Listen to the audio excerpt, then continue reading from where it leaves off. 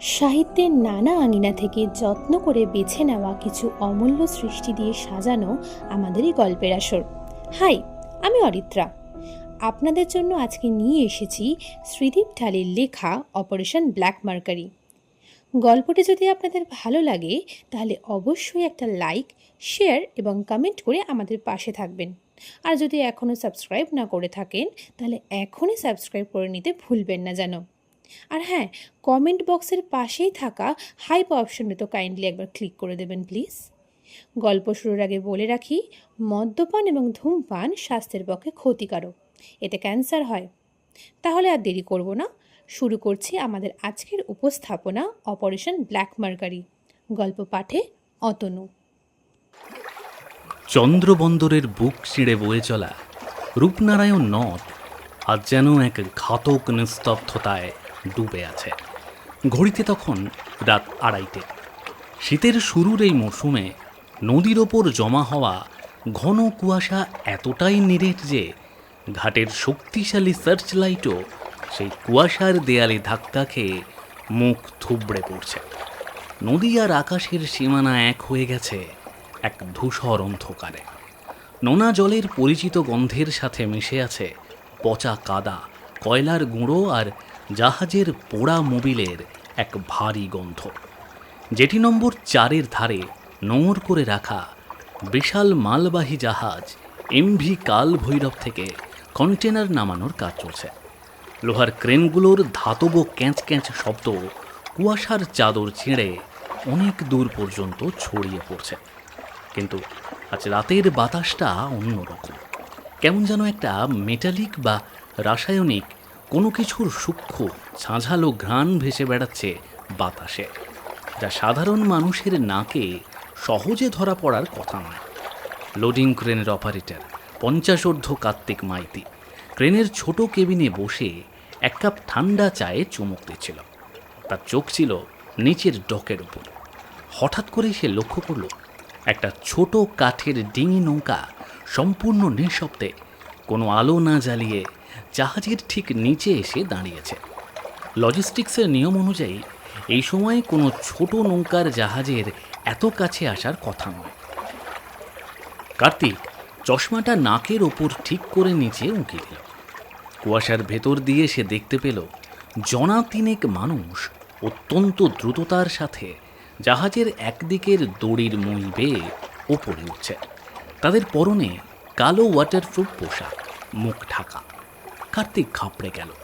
সে কেবিনের পাশে রাখা ওয়াকিটকিটা হাতে তুলে নিয়ে পোর্ট সিকিউরিটিকে কল করতে যাবে, ঠিক তখনই একটা অত্যন্ত মৃদু হিস হিসে শব্দ হলো। কোনো বিকট আওয়াজ নয়, কেবল বাতাসের বুকে একটা হালকা শিশি শব্দ। একটি সাইলেন্সার লাগানো পিস্তল থেকে ছুটে আসা বুলেটের আঘাতে কার্তিকের কপাল ফুঁড়ে গেল। তার হাতের ওয়াকিটকিটা মেঝেতে পড়ে যাওয়ার আগে তার প্রাণহীন দেহটা ক্রেনের স্টিয়ারিংয়ের ওপর ভেঙে পড়ল। তার চোখের চশমাটা খসে নিচে পড়ে গেল, কিন্তু ডকের কোলাহলে সেই শব্দ হারিয়ে গেল। পরের 8 ঘন্টার মধ্যে জাহাজের ডেকের ওপর যা ঘটল তা কোনো দক্ষ জাদুকরের ভোজবাজির চেয়ে কম নয়। কোনো কন্টেনার ভাঙা হলো না, কোনো দামি ইলেকট্রনিক্স বা সোনাদানা চুরি হলো না, অথচ জাহাজের স্টাফ কোয়ার্টারের লকার থেকে 4 জন ক্রুর আসল পাসপোর্ট, কাস্টমস ডিক্লারেশন ফর্ম, তাদের মেডিকেল সার্টিফিকেট এবং এমনকি তাদের গায়ের ইউনিফর্ম পর্যন্ত গায়েব হয়ে গেল। কাজ শেষে যখন সেই ছায়া মানুষগুলো আবার নৌকায় চড়ে কুয়াশায় মিলিয়ে গেল, তখন রূপনারায়ণের জল একটুও কাঁপল না। পরদিন সকাল 10টা। চন্দ্রবন্দর শহরের সার্কিট হাউসের বিশাল বারান্দায় বসে আরাম করে চা খাচ্ছিলেন ডিআইজি সৌম্যদীপ সেন। শরৎকালের মিঠে রোদ এসে পড়েছে বারান্দার কাঠের রেলিংয়ে। সৌম্যদীপের পরনে হালকা ঘিয়ে রঙের পাঞ্জাবি আর সাদা পাজামা, চোখে পাতলা ফ্রেমের চশমা। বাহ্যিক অবয়বে তাকে কোনো কলেজের শান্ত ইতিহাসের অধ্যাপক বলে মনে হতে পারে, কিন্তু তার চোখের মণি দুটি বাজ পাখির মতো তীক্ষ্ণ। তার ঠিক পাশে বসে তার 2 বিশ্বস্ত সহযোগী তুর্য আর ফারহাদ। তুর্য টেবিলে ল্যাপটপ খুলে অত্যন্ত মনোযোগ দিয়ে কিছু ডেটা স্ক্রল করছে, আর ফরহাদ একটা বড় প্লেটে রাখা চন্দ্রবন্দরের বিখ্যাত ডালপুরি আর হিঙের আলুর তরকারি সাবার করতে ব্যস্ত। জানেন স্যার, এই চন্দ্রবন্দের আলুর তরকারিতে হিঙের পরিমাণটা একটু বেশি, ঠিক যেমন এই কেসটায় রহস্যের পরিমাণটাও একটু বেশি, কিন্তু দুটোই আমার হজম শক্তির জন্য দারুণ উত্তেজনাকর।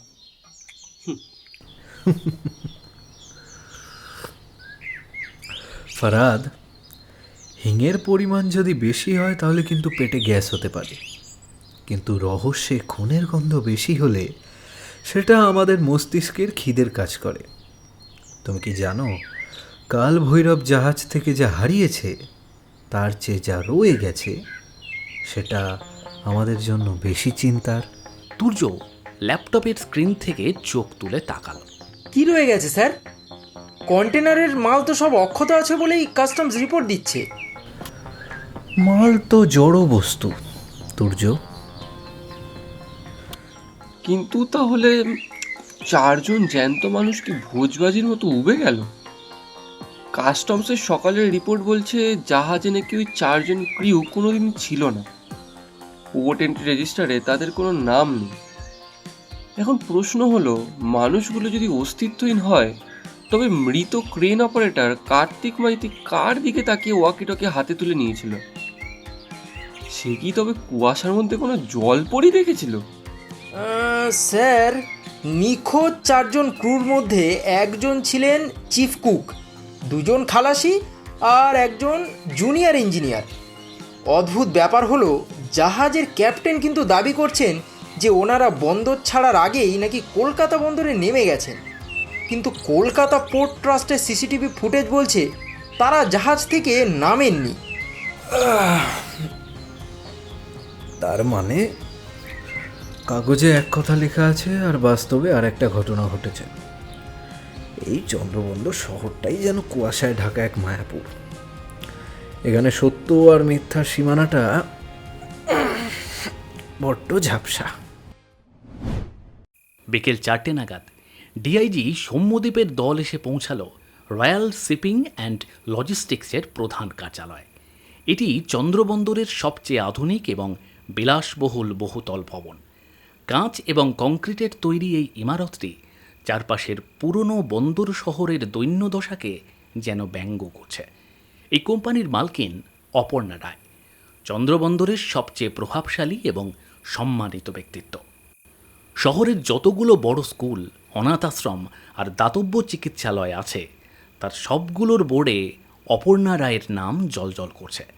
তাকে সবাই দেবী জ্ঞানে পুজো করে। অথচ এই বন্দর দিয়ে যাতায়াত করা প্রতিটি ছোট বড় জাহাজের ওপর তার পরোক্ষ নিয়ন্ত্রণ রয়েছে। কাস্টমসের কোনো অফিসার তার অনুমতি ছাড়া কোনো ফাইলে সই করার সাহস পায় না। রয়্যাল শিপিংয়ের ভেতরের সাজসজ্জা চোখে পড়ার মতো। দেওয়াল জুড়ে দামি পর্তুগিজ পেইন্টিং, মেহগনি কাঠের তৈরি আসবাবপত্র, আর এক কোণে সাজানো রয়েছে কাঁচের বিশাল শোকেস, যার ভেতরে রাখা বিভিন্ন রাসায়নিক বিকারক এবং ছোট একটি ল্যাবরেটরি সেটআপ।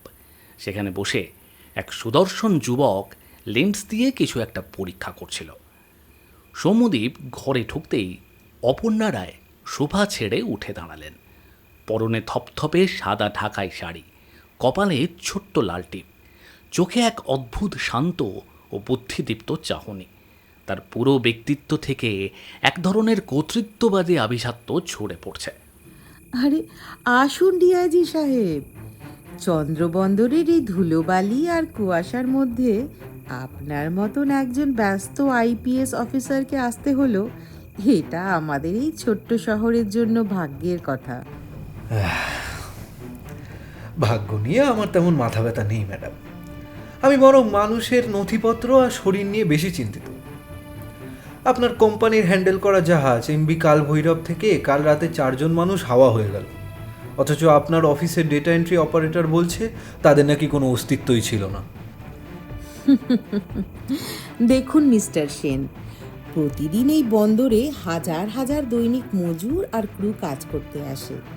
সবার ব্যাকগ্রাউন্ড ভেরিফিকেশন করা, বা সবার বায়োডাটা মুখস্থ রাখা তো আমার পক্ষে সম্ভব নয়। আর নিখোঁজ হওয়া মানুষগুলো সম্ভবত বিদেশি বা বেআইনি অনুপ্রবেশকারী ছিল। পুলিশ দেখে হয়তো ভয় পেয়ে পালিয়ে গেছে। আচ্ছা, পালিয়ে যাওয়ার আগে তারা কেন ক্রেন অপারেটরের কপালে একটা সাইলেন্সার লাগানো বুলেটের দাগ উপহার দিয়ে যাবে? অপর্ণা রায় তুর্যর দিকে একবার ঠান্ডা চোখে তাকালেন, তারপর আবার সৌম্যদ্বীপের দিকে ফিরলেন। ইনিই বোধহয় আপনার নতুন অ্যাসিস্ট্যান্ট। বেশ তেজি ছেলে, তবে ইমোশন দিয়ে তো পুলিশি তদন্ত চলে না অফিসার। এই যে ইনি দেখছেন, ডক্টর অনিরুদ্ধ রায়, গোল্ড মেডেলিস্ট কেমিস্ট। আমার কোম্পানি শিপিং ফুয়েল আর রাসায়নিক কার্গো পরীক্ষা করেন।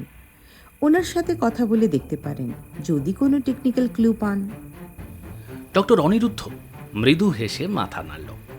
সৌম্যদ্বীপের চোখ এড়ালো না যে অনিরুদ্ধর ডান হাতের তর্জনী আর বুড়ো আঙুলের ডগায় এক ধরনের কালচে খসখসে দাগ রয়েছে। ওটা কোনো সাধারণ অ্যাসিড বার নয়, বরং কোনো নির্দিষ্ট তীব্র ক্ষারীয় দ্রবণের দীর্ঘদিনের ব্যবহারের ফল। ঠিক আছে অপর্ণা দেবী, আপনার আতিথেয়তা সত্যি অতুলনীয়। তবে চন্দ্রবন্দরের কুয়াশা কিন্তু এবারে কাটতে শুরু করেছে। আমি আশা করব তদন্তের স্বার্থে যখনই ডাকবো আপনাদের দুজনকে আমরা পাশে পাবো। অবশ্যই মিস্টার সেন, আইনের সঙ্গে আমরা সব সময় আছি। অপর্ণা রায় হাত জোড় করে বিদায় জানালেন। স্যার, ওই মহিলা কিন্তু সাধারণ খলনায়ক নয়। ওনার চোখের ভাষা রিড করা খুব মুশকিল, কেমন যেন বরফের মতো ঠান্ডা।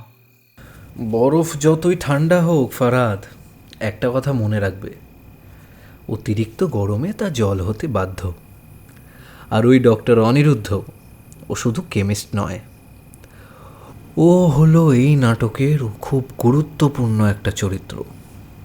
বিকেলের আলো ফুরিয়ে যখন নদীর বুকে অন্ধকার নামতে শুরু করেছে, তখন ফরহাদ আর তুর্য চন্দ্রবন্দরের সবচেয়ে ঘিঞ্জি এলাকা জেলে আড্ডায় ঘুরে বেড়াচ্ছিল। চারদিকে নোংরা জলের ড্রেন, শুঁটকি মাছের তীব্র গন্ধ, আর টিমটিমে হ্যারিকেন জ্বালিয়ে বসে থাকা চোলাই মদের আসর। ফরহাদ তার স্বভাবসুলভ কায়দায় ইতিমধ্যে এক প্রবীণ মাঝির সাথে বেশ খাতির জমিয়ে ফেলেছে। তারা এক চায়ের দোকানে বসে মুড়ি আর কাঁচা লঙ্কা চিবোচ্ছে। বুঝলেন ছোট বাবু, এই চন্দ্র বন্দর হলো জাদু নগরী।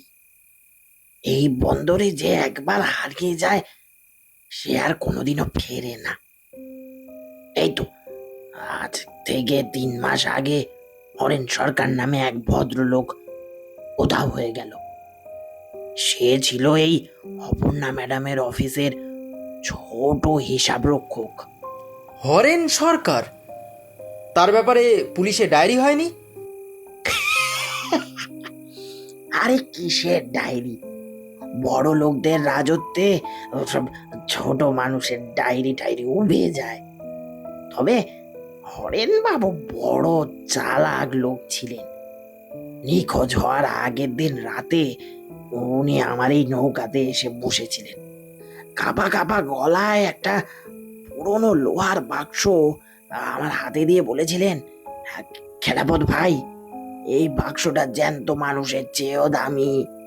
যদি কোনোদিনও কলকাতা থেকে বড় কোনো সতীন পুলিশ অফিসার আসে তবে তার হাতে এটা দিও, তা না হলে আমার আত্মা শান্তি পাবে না।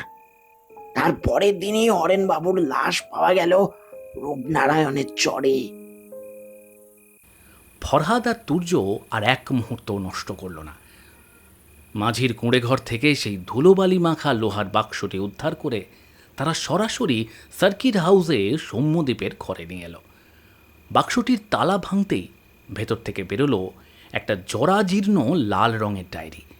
ডায়েরির পাতাগুলো নোনা বাতাসে হলুদ হয়ে গেছে, কিন্তু তার ভেতরে যা লেখা আছে তা দেখে সৌম্যদ্বীপের চোখ দুটো উজ্জ্বল হয়ে উঠল। ডায়েরির পাতায় কোনো সাধারণ খরচের হিসেব নেই, বরং সেখানে রয়েছে কিছু alpha numeric code, H7, L14, black mercury, cyan 90। সবচেয়ে অদ্ভুত বিষয় হলো প্রতিটি কোডের পাশে কিছু টিক চিহ্ন দেওয়া আছে। এবং তার ঠিক নিচে লেখা রয়েছে কিছু অপরিচিত মানুষের নাম ও তাদের জন্ম তারিখ। সৌম্যদীপ ডায়েরির পাতাগুলো উল্টোতে উল্টোতে একটি নির্দিষ্ট পাতায় গিয়ে থেমে গেলেন। সেখানে কাঁপা কাঁপা হাতে বাংলায় লেখা রয়েছে, পরিচয় চুরি করা কোনো কঠিন কাজ নয়, কঠিন হলো একটি মানুষের সম্পূর্ণ অস্তিত্ব সমাজ থেকে মুছে ফেলা। আমরা এখানে যা করছি তা ঈশ্বরের নিয়মের পরিপন্থী। ডক্টর অনিরুদ্ধ যে তরল তৈরি করেছে তা মানুষের আঙুলের চামড়াকে তরল করে দেয়। রূপনারায়ণের কঙ্কালগুলো কোনো দিন কথা বলবে না। সৌম্যদীপ ডায়েরিটা বন্ধ করে এক গভীর চিন্তায় মগ্ন হয়ে গেলেন। ঘরের ভেতরের আলোটা তখন মৃদু কাঁপছিল। কালো পারদ বা ব্ল্যাক মার্কিউরি। পারদ তো সাধারণত রূপলি রঙের হয়। ব্ল্যাক মার্কিউরি কি কোনো কোড নেম, নাকি কোনো নিষিদ্ধ রাসায়নিক? তুর্য, চন্দ্রবন্দরের উত্তর দিকে রূপনারায়ণের মোহনার কাছে একটা পুরনো লাইট হাউস আছে না? ওটা তো কাস্টমসের অধীনে থাকার কথা। হ্যাঁ স্যার, কিন্তু সরকারি খাতায় ওটা গত 10 বছর ধরে পরিত্যক্ত এবং বন্ধ। ওখানে কোনো আলো জ্বলে না। ভুল, আলো ঠিকই জ্বলে, কিন্তু তা সাধারণ মানুষের চোখ দেখতে পায় না। ফারাদ, কাল ভোর 4টে তোমাদের ঘুম থেকে উঠতে হবে। আমরা ওই পরিত্যক্ত লাইট হাউসে একটা ছোট্ট মর্নিং ওয়াকে যাব। পরদিন দুপুরে ডিআইজি সৌম্যদীপ সেন কোনো আগাম নোটিশ ছাড়াই পৌঁছে গেলেন ডক্টর অনিরুদ্ধর ব্যক্তিগত ল্যাবরেটরিতে। এই ল্যাবটি শহরের কোলাহল থেকে দূরে এক প্রাচীন পর্তুগিজ কেল্লার ভাঙা প্রাচীরের আড়ালে গড়ে তোলা হয়েছে। বাইরে থেকে দেখলে একে একটি সাধারণ গুদামঘর বলেই মনে হবে, কিন্তু ভেতরের সিকিউরিটি সিস্টেম অত্যন্ত আধুনিক। সৌম্যদীপ যখন ল্যাবের ভেতরে ঢুকলেন, ডক্টর অনিরুদ্ধ তখন কিছু কাঁচের বিকারে হালকা নীল রঙের তরল নিয়ে নাড়াচাড়া করছিল। সৌম্যদীপের পায়ের শব্দে সে চমকে উঠল। তার হাত থেকে বিকারটি পড়ে যেতে যেতেও বেঁচে গেল। মিস্টার সেন, আপনি এখানে? কোনো প্রয়োজন ছিল কি? আরে প্রয়োজন তো বটেই ডক্টর অনিরুদ্ধ। আমি আসলে পুলিশ লাইনে সারাটা জীবন চোর ডাকাত ধরেই কাটিয়েছি, তো বিজ্ঞানেরই সব জটিল জিনিস আমার মাথায় ঢোকে না। কিন্তু আবার রসায়নের প্রতি আমার একটা অদ্ভুত টান আছে। আপনি তো বড় বিজ্ঞানী, একটা সাধারণ ধাঁধার উত্তর দিন তো। কিসের ধাঁধা? কোনো জ্যান্ত মানুষ কি তার গায়ের চামড়া বা ফিঙ্গারপ্রিন্ট সম্পূর্ণ বদলে ফেলতে পারে? দেখুন, মেডিকেল সায়েন্সে প্লাস্টিক সার্জারি বা স্কিন গ্রাফটিংয়ের মাধ্যমে চেহারাটা তো বদলানো সম্ভব, কিন্তু ফিঙ্গারপ্রিন্ট বা হাতের ছাপ বদলানোটা অসম্ভব। ওটা মানুষের ডিএনএর সাথে সম্পর্কিত। অসম্ভব? ও, কিন্তু আমি যদি বলি এমন এক ধরনের রাসায়নিক সলিউশন আছে যাতে হাত ডুবিয়ে রাখলে হাতের ওপরের চামড়ার এপিডার্মিস স্তরটি সাময়িকভাবে গলে যায় এবং সেখানে অন্য কোনো মানুষের আঙুলের ছাপের অবয়ব স্থায়ীভাবে বসিয়ে দেওয়া যায়। বিজ্ঞানের ভাষায় একে কি এপিডার্মাল ইরেজার বলা যায় না? অনিরুদ্ধর কপালে এবার স্পষ্ট ঘামের ফোঁটা দেখা দিল। এসব তো সায়েন্স ফিকশন গল্পের মতো শোনাচ্ছে ডিআইজি সাহেব। বাস্তবে এর কোনো অস্তিত্ব নেই। বাস্তবে অনেক কিছুরই অস্তিত্ব থাকে না অনিরুদ্ধবাবু, কিন্তু কাগজে কলমে তা দিব্যি চলে। ওই যে ওই সিলিন্ডারটা যার গায়ে লেখা ছিল H7। আচ্ছা, এই সিলিন্ডারে কি আছে? এটা দিয়ে কি মানুষের মৃতদেহ দ্রুত গলিয়ে ফেলার কোনো ব্যবস্থা করা হয়? ঠিক এই মুহূর্তে সৌম্যদীপের মোবাইলের স্ক্রিনটা জ্বলে উঠল। স্ক্রিনে ভেসে উঠল তুর্যর পাঠানো একটি সংক্ষিপ্ত বার্তা। স্যার, লাইট হাউসের নিচে মাটির তলায় এক বিশাল সুড়ঙ্গ পেয়েছি। এখানে কয়েকশো মানুষের জাল পাসপোর্ট আর রাসায়নিকের ড্রাম রাখা আছে, আর এক কোণে পড়ে আছে মানুষের কিছু কঙ্কাল। জায়গাটা একটা জীবন্ত নরক। সৌম্যদীপ ফোনটা পকেটে রেখে অনিরুদ্ধর দিকে তাকিয়ে তার সেই চেনা অমায়িক হাসিটি হাসলেন। কিন্তু সেই হাসির পেছনে লুকিয়েছিল এক হিমশীতল হুঁশিয়ারি। অনিরুদ্ধবাবু, আপনার আর অপর্ণা দেবীর খেলাটা সত্যিই বড় চমৎকার, কিন্তু মুশকিল হলো আমি শুধু খেলার দর্শক হয়ে থাকতে ভালোবাসি না, আমি নিজেই খেলতে নামি। আর যখন খেলি তখন বিপক্ষ দলের খেলোয়াড়দের মুখোশটা টেনে খুলে ফেলা আমার পুরনো অভ্যাস। সৌম্যদীপ ল্যাব থেকে বেরিয়ে আসার সময় অনিরুদ্ধ কাঠের পুতুলের মতো দাঁড়িয়ে রইল। সে বুঝতে পারল চন্দ্রবন্দরের বাতাস এবার তাদের জন্য বিষাক্ত হয়ে উঠছে।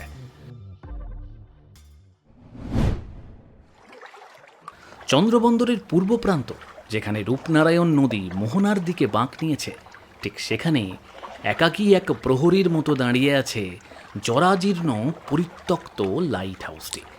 নোনাধরা লাল ইঁটের গায়ে শ্যাওলা আর বুনো লতাগুল্মের আস্তরণ দেখে মনে হয় এটি যেন কোনো এক বিস্তৃত ইতিহাসের ধ্বংসাবশেষ। প্রবীণ মাঝিদের মতে এই লাইট হাউস থেকে নাকি কোনো আলো বের হয় না, বরং এটি চারপাশের সমস্ত কালো অন্ধকারকে নিজের ভেতরে শুষে নেয়। গভীর রাতে এর চূড়া থেকে মাঝে মাঝে এক ধরনের তীব্র নীলচে আলো নদীর বুকে প্রতিফলিত হতে দেখা যায়, যা সাধারণ মানুষের চোখে এক অলৌকিক বিভ্রম তৈরি করে। স্থানীয় জেলেরা তাই রাতের বেলা এই রুক্ষ চরের ত্রিসীমানায় ঘেঁষে না। ভোর 4:30, কুয়াশার চাদর তখনও সম্পূর্ণ ছেড়ে যায়নি। নদীর বুকে শেষ রাতের ঠান্ডা বাতাস এক ধরনের শীষ দেওয়ার মতো শব্দ তৈরি করছে।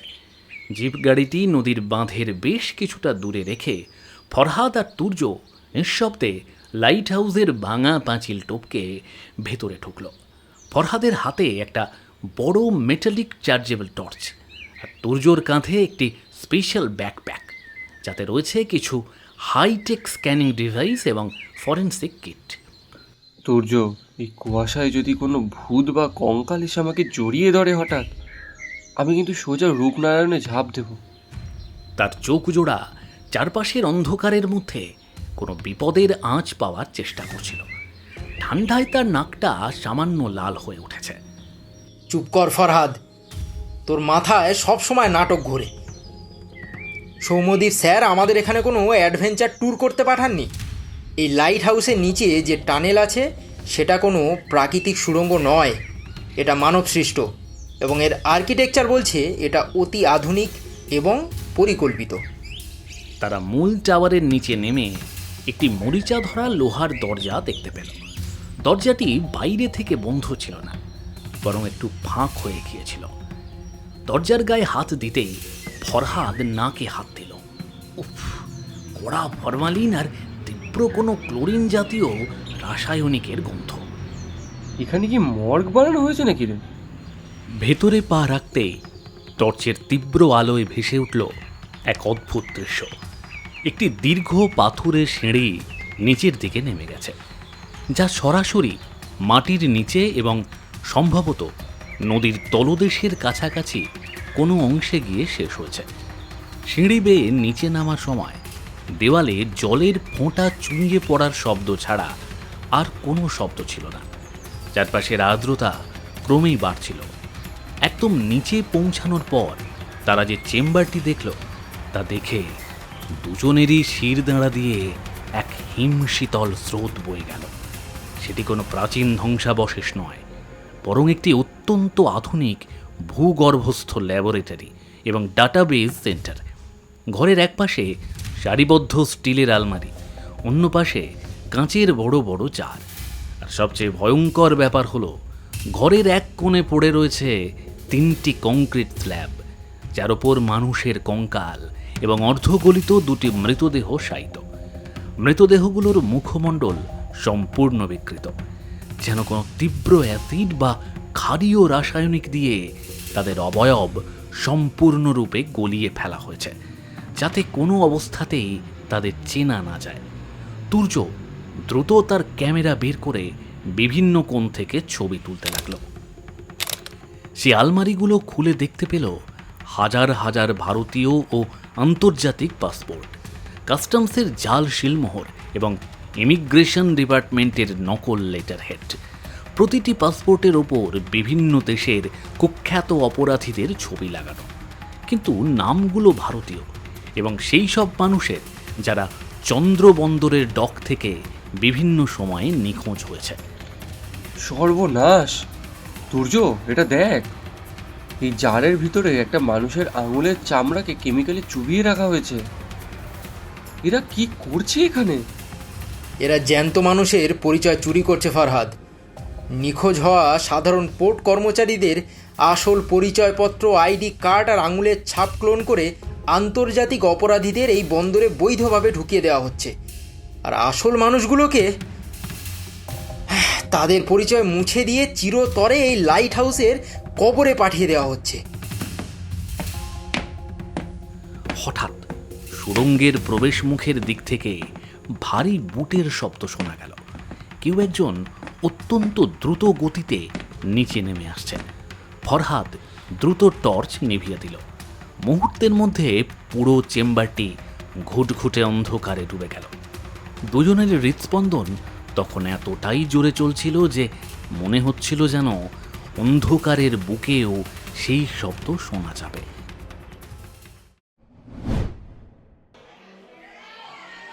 এদিকে চন্দ্রবন্দর শহরের প্রাণকেন্দ্রে অপর্ণা রায়ের বিশাল রাজপ্রাসাদ সম বাংলো রায়ভিলাতে বসেছে এক বিশেষ দাতব্য অনুষ্ঠান। শারদীয় উৎসবের প্রাক্কালে চন্দ্রবন্দরের সমস্ত গণ্যমান্য ব্যক্তিবর্গ, কাস্টমস কমিশনার প্রবাল দত্ত, স্থানীয় রাজনৈতিক প্রভাবশালী নেতা এবং শহরের বড় ব্যবসায়ীরা সেখানে আমন্ত্রিত। চারিদিকে আলোর রোশনাইয়ে সেজে উঠেছে। সুগন্ধি আতর আর দামি পারফিউমের গন্ধে বাতাস ভারী। অপর্ণা রায় নিজে হাসি মুখে অতিথিদের তদারকি করছেন। হালকা নীল রঙের ঢাকাই জামদানি আর গলায় মুক্তোর মালায় তাকে দেখতে এক বিদুষী মহিয়সী নারী মনে হচ্ছে। তার প্রতিটি পদক্ষেপে এক ধরনের আভিজাত্য ও আত্মবিশ্বাস খেলা করছে। ডিআইজি সৌম্যদীপ সেন সেখানে উপস্থিত হলেন সম্পূর্ণ ভিন্ন অবতারে। পরনে কুচকুচে কালো রঙের শেরওয়ানি, ঠোঁটে সেই চিরপরিচিত অমায়িকা হাসি। তাকে দেখে অপর্ণা রায় নিজেই এগিয়ে এলেন। আসুন ডিআইজি সাহেব, ভাবিনি যে আপনি একজন সামান্য সমাজকর্মীর আমন্ত্রণে সাড়া দেবেন। সমাজকর্মী? ম্যাডাম, আপনি যদি সামান্য হন তবে ভারতের জিডিপির অর্ধেক তো এই বাড়ির লনেই গড়াগড়ি খাচ্ছে। আর তাছাড়া যেখানে এত ভালো রসগোল্লা পাওয়া যায় সেখানে সৌম্যদীপ সেন নিমন্ত্রণ না পেলেও যে কোনো উপায় চলে আসতে পারে। অপর্ণা রায় হাসলেন, তবে তার চোখের কোণে এক অদ্ভুত সতর্কতা খেলা করছিল। শুনলাম আপনার ওই দুই প্রিয় অফিসার নাকি খুব ভোরে মর্নিং ওয়াকে বেরিয়েছে। এই চন্দ্রবন্দরের কুয়াশায় কিন্তু বড্ড ঠান্ডা লাগে, বুকে সর্দি বসে গেলে কিন্তু খুব মুশকিল। ওদের কথা বলছেন? ওরা আসলে একটু ভ্রমণ পিপাসু তো, শহরের প্রাচীন ঐতিহাসিক নিদর্শন দেখতে ভালোই বাসে। বিশেষ করে ওই যে নদীর ধারে লাইট হাউসটা আছে না, ওটার আর্কিটেকচারটা নাকি দারুণ। ওরা আজ ভোরে ওখানেই গেছে। সাপ তাড়ানোর ভালো ওষুধ আছে ওদের কাছে। ওটা তো পরিত্যক্ত, সাপখোপ আর পোকামাকড়ের রাস্তা না, ওখানে দেখার মতন কিছু নেই। সাপ খুব তো বটেই ম্যাডাম, তবে সাপ যখন বিষ উগড়ে দেয় তখন সে নিজেই নিজের বিষের গন্ধে মারা পড়ে। আপনি কি জানেন, কিছু কিছু সাপ নিজের গায়ের চামড়া বদলে ফেলে নতুন রূপ নেয়। রসায়নের ভাষায় আমরা একে বলি মেটামরফোসিস, আর আধুনিক অপরাধের ভাষায় আইডেন্টিটি থ্রেফট। অত্যন্ত লাভজনক ব্যবসা। ঠিক সেই সময় অপর্ণার পেছনে এসে দাঁড়ালো ডক্টর অনিরুদ্ধ রায়। তার পরনেও ফর্মাল স্যুট, কিন্তু তাকে বেশ চিন্তিত দেখাচ্ছিল। তার কপালে বিন্দু বিন্দু ঘাম জমতে শুরু করেছে। সে অপর্ণার কানের কাছে গিয়ে ফিস ফিস করে কিছু একটা বলল। অপর্ণার চোখের মনি 1 সেকেন্ডের জন্য সংকুচিত হয়ে উঠল। হাত শক্ত করে চেপে ধরল তার শাড়ির আঁচল। সৌম্যদীপ তাদের এই চরম অস্বস্তি অত্যন্ত উপভোগ করছিলেন। ওরে বাবা, আমার মিষ্টি খাওয়া শেষ ম্যাডাম, এবার একটু আসল কাজের দিকে মন দিতে হবে তো। আমার ছেলেরা লাইট হাউসের সাপ তাড়ানোর আসল মন্ত্রটা পেয়ে গেছে। আপনাদের এই মনোরম সান্ধ্যকালীন অনুষ্ঠান দীর্ঘজীবী হোক। অনিরুদ্ধ, লাইট হাউসের গোপন ডাটাবেস ওরা পেয়ে গেছে। ওখানকার সব ফাইল আর ল্যাব এক্ষুনি ধ্বংস করতে হবে। ওই 2 পুলিশ অফিসারকে কোনো অবস্থাতেই জ্যান্ত ফিরতে দেওয়া যাবে না। কালু আর তার ছেলেদের পাঠাও। লাইট হাউসের অন্ধকার সুড়ঙ্গে তখন জীবন মরণের খেলা শুরু হয়ে গেছে। উপর থেকে 4 জন সশস্ত্র পাহারাদার সুড়ঙ্গে নেমে এসেছে। তাদের হাতে সাব মেশিন গান আর শক্তিশালী সার্চ লাইট। আলোর বৃত্তগুলো সুড়ঙ্গের দেওয়ালে দেওয়ালে পাগলের মতো নাচছে। তুর্য আর ফরহাদ পেছনের একটি বিশাল মরিচা ধরা লোহার ড্রামের আড়ালে লুকিয়েছিল। সুড়ঙ্গের শেষ প্রান্তটি পুরোপুরি বন্ধ, অর্থাৎ পেছনের দিকে পালানোর কোনো পথ নেই। একমাত্র পথ ওপরের সিঁড়ি, যা এখন সরাসরি শত্রুদের নিয়ন্ত্রণে। ফারহাদ, তোর পকেটে লাইটার আছে? তার চোখ তখন ড্রামের গায়ে লেখা রাসায়নিক কোডগুলো পড়ার চেষ্টা করছিল। আছে, কিন্তু এখানে কি তুই টেনশনে সিগারেট খাবি? এই মরণকালে কি তোর নেশা চাপলো? ওরে বোকা ছেলে, সিগারেট নয়, ওই যে কাস্টমসের ড্রামগুলো দেখছিস, ওগুলোতে সোডিয়াম আর সালফার বেসড অত্যন্ত দাহ্য সলভেন্ট রাখা আছে। ডক্টর অনিরুদ্ধ এগুলো দিয়ে ফিঙ্গারপ্রিন্ট নষ্ট করার অ্যাসিড বানাতো। আমি এই ড্রামের আউটলেট পাইপটা কেটে দিচ্ছি। তরলটা মেঝেতে ছড়িয়ে পড়লে তুই তো লাইটারটা জ্বালিয়ে ছুঁড়ে দিবি। তুর্য দ্রুত তার পকেট নাইফ দিয়ে ড্রামের প্লাস্টিকের আউটলেট ভালভটি কেটে দিল। সঙ্গে সঙ্গে তীব্র দুর্গন্ধযুক্ত তরল দ্রুত মেঝেতে ছড়িয়ে পড়তে লাগলো। শত্রুরা যখন তাদের একেবারে কাছাকাছি এসে পড়েছে, ফরহাদ কাঁপতে কাঁপতে লাইটারটি জ্বালিয়ে তরলের ওপর ছুঁড়ে দিল। মুহূর্তের মধ্যে পুরো চেম্বার জুড়ে এক তীব্র নীল রঙের আগুন দাউ দাউ করে জ্বলে উঠল। আগুনের লেলিহান শিখা সিলিং ছুঁয়ে ফেলল। বিষাক্ত ক্লোরিন গ্যাসের ধোঁয়ায় চোখ মুখ জ্বলে যেতে লাগলো সবার। শত্রুরা অপ্রস্তুত হয়ে কাশতে কাশতে পিছু হটতে বাধ্য হলো। এই সুযোগে তুর্য আর ফরহাদ তাদের ধাক্কা দিয়ে সিঁড়ি বেয়ে ওপরে উঠে এলো। বাইরে বের হতেই তারা দেখল কুয়াশা ভেদ করে একটি কালো জিপ গাড়ি এসে দাঁড়িয়েছে। গাড়ির ড্রাইভিং সিটে স্বয়ং ডিআইজি সৌম্যদীপ সেন। কই উঠে পড়ো আমার বীর জওয়ানেরা, গরম চা টাটকা সিঙ্গারা গাড়িতেই রাখা আছে, বড্ড ঠান্ডা পড়েছে বাইরে। তারা গাড়িতে উঠে বসতেই সৌম্যদীপ অ্যাক্সিলেটরে চাপ দিলেন। পেছনে লাইট হাউসের সুড়ঙ্গ থেকে তখনও বিষাক্ত ধোঁয়ার কালো কুণ্ডলি বের হচ্ছে। স্যার, আর 5টা সেকেন্ড দেরি হলে আমরা সির্ফ কয়লা হয়ে যেতাম। কিন্তু একটা বড় জিনিস উদ্ধার করেছি স্যার। তোমাদের এই সাহসিকতার জন্য সরকারি কোনো বড় মেডেল হয়তো মিলবে না, কারণ এই তদন্ত অফিসিয়ালি এখনো গোপন, কিন্তু আমার তরফ থেকে ডবল ডিমের মোগলাই পরোটা নিশ্চিত। দুপুর 12টা, চন্দ্রবন্দর কাস্টমস হাউসের প্রধান কার্যালয়। কমিশনার প্রবাল দত্তর শীততাপ নিয়ন্ত্রিত বিশাল চেম্বারে একের পর এক ফাইল ছুঁড়ে মারছিলেন ডিআইজি সৌম্যদীপ সেন। প্রবাল দত্ত ঘামছেন। এসির তাপমাত্রা 16তে নামানো থাকলেও তার কপালে বিন্দু বিন্দু ঘাম জমছে। কমিশনার সাহেব, আপনার নাকের ডগা দিয়ে প্রতি মাসে গড়ে 50টি করে জাল পাসপোর্ট কাস্টমস ক্লিয়ারেন্স পাচ্ছে। জাহাজে যে চালক বা খালাসি আসছে তার আসল নাম জন, কিন্তু আপনার ডক ফাইলে এন্ট্রি রিপোর্টে তার নাম দেখা যাচ্ছে যদুনাথ। আর এই যদুনাথেরই আসল ফাইলটি বলছে সে আজ থেকে 10 বছর আগেই বসিরহাটে মারা গেছে। মৃত মানুষ কিভাবে আপনার বন্দরে এসে জাহাজ চালাচ্ছে কমিশনার সাহেব? ডিআইজি স্যার, আমাদের সিস্টেমে হয়তো কোনো বড় রকমের কারিগরি সমস্যা বা টেকনিক্যাল গ্লিচ আছে। কারিগরি সমস্যা? কমিশনার সাহেব, গ্লিচ সার্ভারে হতে পারে, মানুষের বিবেক বা সুইস ব্যাংকের অ্যাকাউন্টে নয়। অপর্ণা রায়ের রয়্যাল সোশ্যাল শিপিং কোম্পানি প্রতি বছর সরকারকে যে ট্যাক্স দেয় তার ঠিক 4 গুণ টাকা আপনার পার্সোনাল বিদেশি ডামি অ্যাকাউন্টে ট্রান্সফার হয়। এই পেন ড্রাইভের প্রতিটি ট্রানজ্যাকশন ডেটা তার প্রমাণ দিচ্ছে। সৌম্যদীপ কমিশনারের টেবিলের ওপর ঝুঁকে এলেন। তার চোখ দুটি তখন সাপের মতো স্থির। শুনুন, আমি জানি অপর্ণা আর অনিরুদ্ধ আজ রাতেই একটা বড় চালানের ব্যবস্থা করছে। এমভি সমুদ্রকন্যা নামের এক বিশাল কন্টেনার জাহাজ আজ রাত 1টায় চন্দ্রবন্দর ছাড়বে।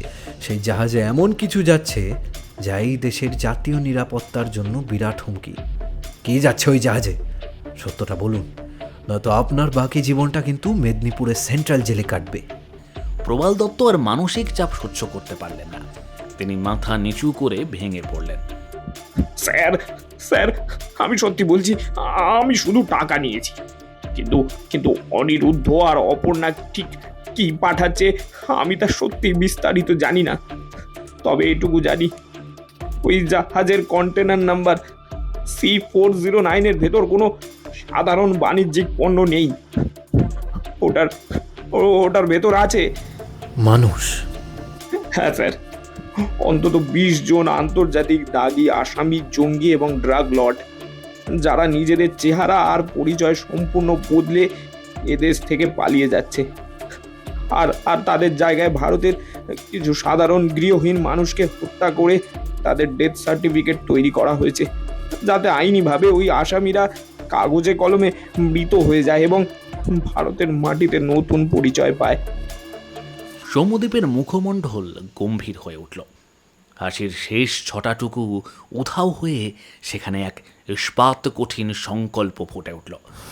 ফরহাদ, কাস্টমস অফিস এক্ষুনি সিল করার ব্যবস্থা করো। আর তুর্য, রূপনারায়ণ নদীর প্রতিটি মোহনায় কোস্ট গার্ডকে অ্যালার্ট করো। আজ রাতে সমুদ্রকন্যা কোনোভাবেই চন্দ্রবন্দর ছাড়তে পারবে না। চন্দ্রবন্দরের বুকে রাত নামার সাথে সাথে শহরের আভিজাত্যের খোলসটা যেন আস্তে আস্তে খসে পড়তে থাকে। রায়ভিলার দোতলার একটি গোপন সুরক্ষা বলয়ে ঘেরা লাইব্রেরি ঘরে বসেছিলেন অপর্ণা রায়। ঘরের ভারী মখমলের পর্দাগুলো সম্পূর্ণ টানা। টেবিলের ওপর জ্বলছে একটিমাত্র প্রাচীন ডিজাইনের ল্যাম্প, যা ঘরের দেওয়ালে এক দীর্ঘ অশরীরী ছায়া তৈরি করেছে। অপর্ণা রায়ের পরনে এখন আর সেই ঢাকাই শাড়ি নেই। তিনি পরে নিয়েছেন একটি গাঢ় রঙের ট্রাভেল কোট। তার চোখের সেই চেনা শান্ত আভিজাত্য উধাও। সেখানে এখন এক তীব্র হিংস্র অস্থিরতা। টেবিলের ওপর রাখা একটি ধাতব পাত্রে দাউ দাউ করে জ্বলছে কিছু নথিপত্র। রয়্যাল শিপিং কোম্পানির গত 5 বছরের আসল লেজার বুক, কাস্টমসের গোপন রসিদ এবং বেশ কিছু বেনামি বিদেশি ব্যাংক অ্যাকাউন্টের স্টেটমেন্ট পুড়ছে সেই আগুনে। ছাইয়ের হালকা টুকরোগুলো বাতাসের টানে ঘরের সিলিংয়ের দিকে উড়ে যাচ্ছে। অপর্ণা, পুলিশ আমাদের প্রায় 4-5 থেকে ঘিরে ফেলেছে। লাইট হাউসের ধ্বংসের খবর কাল আমাকে পাঠিয়েছে। ওখানকার মাটির নিচের ল্যাবটা পুলিশ সিল করে দিয়েছে। আর এদিকে কমিশনার দত্ত আর ফোন ধরছে না। আমাদের এখনই চন্দ্রবন্দর ছাড়তে হবে। অপর্ণা রায় আগুনের দিকে তাকিয়ে রইলেন। তার মুখাবয়বে আগুনের লালচে আলো প্রতিফলিত হচ্ছিল। ভয় পেও না অনিরুদ্ধ, ভয় হলো দুর্বল মানুষের বিলাসিতা। ডিআইজি সৌম্যদীপ সেন যতই বুদ্ধিমান হোক না কেন, সে জানে না যে এই চন্দ্রবন্দরের রাজনীতির শেকড় কতটা গভীরে পোতা আছে। কলকাতার রাইটার্স বিল্ডিং থেকে শুরু করে দিল্লির ক্ষমতার অলিন্দ পর্যন্ত আমার পরিচিতদের হাত ছড়ানো। সৌম্যদীপের মতন একটা পুলিশ অফিসারকে বদলি করে কাশ্মীরে পাঠিয়ে দিতে আমার মাত্র একটা ফোন কল লাগবে। কিন্তু এখন সেই ফোন করার সময় নেই। সৌম্যদীপ কোনো সাধারণ পুলিশ নয়। সে আমাদের প্রতিটি পদক্ষেপ আগে থেকে অনুমান করছে। কাস্টমসের ফাইল যদি ও আইনের প্রমাণ হিসেবে একবার আদালতে পেশ করে দেয় না, তবে আমাদের বাঁচানোর ক্ষমতা কারোর থাকবে না। অপর্ণা রায় উঠে দাঁড়ালেন। তিনি টেবিলের ড্রয়ার থেকে একটি ছোট চামড়ার ওয়ালেট বের করলেন। ওয়ালেটের ভেতর জলজল করছে দুটি সম্পূর্ণ নতুন আন্তর্জাতিক পাসপোর্ট। একটিতে অনিরুদ্ধর ছবি, কিন্তু নাম লেখা ডক্টর ডেভিড চার্লস। অন্যটিতে অপর্ণার ছবি, নাম মারিয়া গোমেজ। তাদের জাতীয়তা লেখা রয়েছে একটি ক্যারিবীয় দ্বীপরাষ্ট্রের। আমাদের পুরনো পরিচয় আজ এই আগুনে শেষ হয়ে যাবে অনিরুদ্ধ। কাল সকালে আমরা এক নতুন দেশের নতুন নাগরিক হিসেবে সূর্যোদয় দেখব, কিন্তু তার আগে ডিআইজি সৌম্যদীপ সেনকে আমাদের তরফ থেকে একটা উপযুক্ত বিদায়ী উপহার দিতে হবে। সে বড় বেশি নাক গলাচ্ছে আমাদের ব্যবসায়। অপর্ণা টেবিলের ওপর রাখা ইন্টারকমের বোতামটি টিপলেন। কয়েক সেকেন্ডের মধ্যে ঘরের দরজা খুলে ভেতরে ঢুকলো কালু। কালু চন্দ্রবন্দরের কুখ্যাত গ্যাংস্টার, যার নামে রূপনারায়ণের 4 ডজন খানেক লাশ বালির নিচে চাপা পড়ে আছে। তার লম্বা চুলে তেলের গন্ধ, পরনে নোংরা জিন্স আর জ্যাকেট।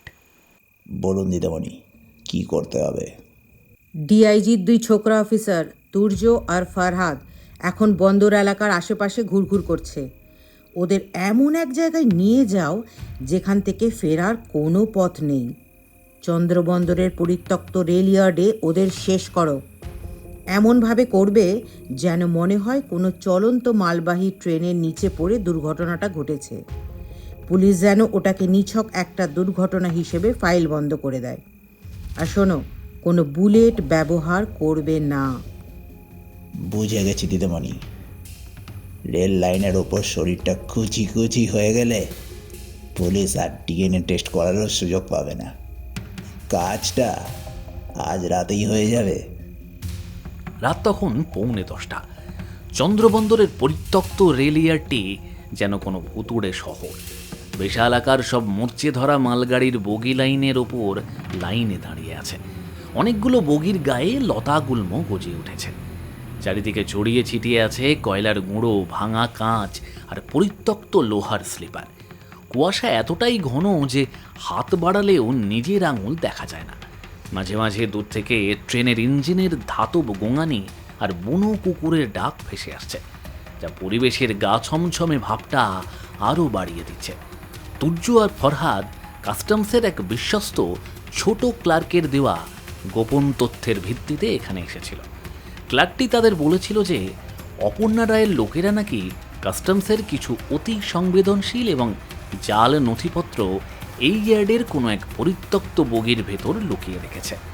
কিন্তু ইয়ার্ডের ভেতরে যত তারা এগোচ্ছিল ততই তাদের মনে হচ্ছিল যে তারা কোনো এক চক্রব্যূহে প্রবেশ করছে। তুর্য, আমার ছাতিটা কেমন দুরু দুরু করছে রে। এই কুচকুচে কালো অন্ধকারে যদি হঠাৎ কোনো মালগাড়ি আমাদের দিকে ধেয়ে আসে, আমরা তো লাইনের ওপরেই শেষ হয়ে যাব। ভয় পাস না ফরহাদ, কিন্তু তুই ঠিকই বলেছিস, জায়গাটা বড্ড বেশি শান্ত। একটা পরিত্যক্ত রেল ইয়ার্ডে সাধারণত কিছু নৈশ প্রহরী বা লেবার থাকার কথা, কিন্তু এখানে কেউ নেই। এমনকি বাতাসটাও যেন থমকে দাঁড়িয়ে আছে। হঠাৎ করে তাদের পেছনের লাইনের উপর একটা খসখস শব্দ হলো। কেউ একজন শুকনো পাতার উপর দিয়ে হেঁটে গেল। তুর্য দ্রুত টর্চের আলো সেদিকে ঘোরালো, কিন্তু মরচে ধরা বগির ছায়া ছাড়া আর কিছুই দেখা গেল না। কে ওখানে? কোনো উত্তর এলো না, কিন্তু পরক্ষণেই চারপাশের বগিগুলোর উপর থেকে তীব্র হ্যালোজেন লাইটের আলো সরাসরি তাদের চোখের ওপর এসে পড়ল। আকস্মিক এই তীব্র আলোয় দুজনেই চোখ বন্ধ করে ফেলল। লাইটের আলোর পেছন থেকে ধীর পায়ে হেঁটে বেরিয়ে এলো জনাদশেক জওয়ান পুরুষ। তাদের সবার হাতে ধারালো অস্ত্র, লোহার রড এবং লাঠি। সবার সামনে দাঁড়িয়ে দাঁত বের করে হাসছে কালু। খুব তো গোয়েন্দাগিরি করছিলে বড়বাবুর চামচারা। কলকাতার বাবুদের চন্দ্রবন্দরের মাটি বড্ড বেশি টানে, তাই না? কিন্তু আজ রাতে তোমাদের এই মাটির নিচেই শুয়ে পড়তে হবে। কালু, আইন নিজের হাতে তুলে নেওয়ার চেষ্টা করো না। পুরো ইয়ার্ড পুলিশ ঘিরে রেখেছে, তোমরা ধরা পড়ে গেছো। পুলিশ? এই চন্দ্রবন্দরের পুলিশ আমাদের পকেটে থাকে রে ভাই। আর এই ইয়ার্ডে কোনো ওয়্যারলেস নেটওয়ার্ক কাজ করে না। তোদের বাঁচানোর মতো কেউ নেই এখানে। ওই দেখ, সিগন্যাল লাল হয়ে গেছে। কিছুক্ষণের মধ্যেই শিয়ালদাগামী একটা স্পেশাল মালগাড়ি এই লাইন দিয়ে যাবে। তোদের হাত পা বেঁধে লাইনের ওপর শুইয়ে রাখবো। ব্যাস, খেলা শেষ। তুর্য, তুই কি কোনো মার্শাল আর্ট জানিস? জুডো বা ক্যারাটে? না রে ফারহাদ, আমি শুধু কম্পিউটারের কোডিং আর ডেটা অ্যানালিসিস জানি। তুই কিছু জানিস? আমি শুধু মার খেতে আর পালাতে জানি। কিন্তু আজ রাতে মার খাওয়ার আগে অন্তত 3টে ব্যাটাকে নরকে পাঠিয়ে যাব। কালুর ইশারায় 3জন লোক লোহার রড নিয়ে একযোগে তাদের ওপর ঝাঁপিয়ে পড়ল।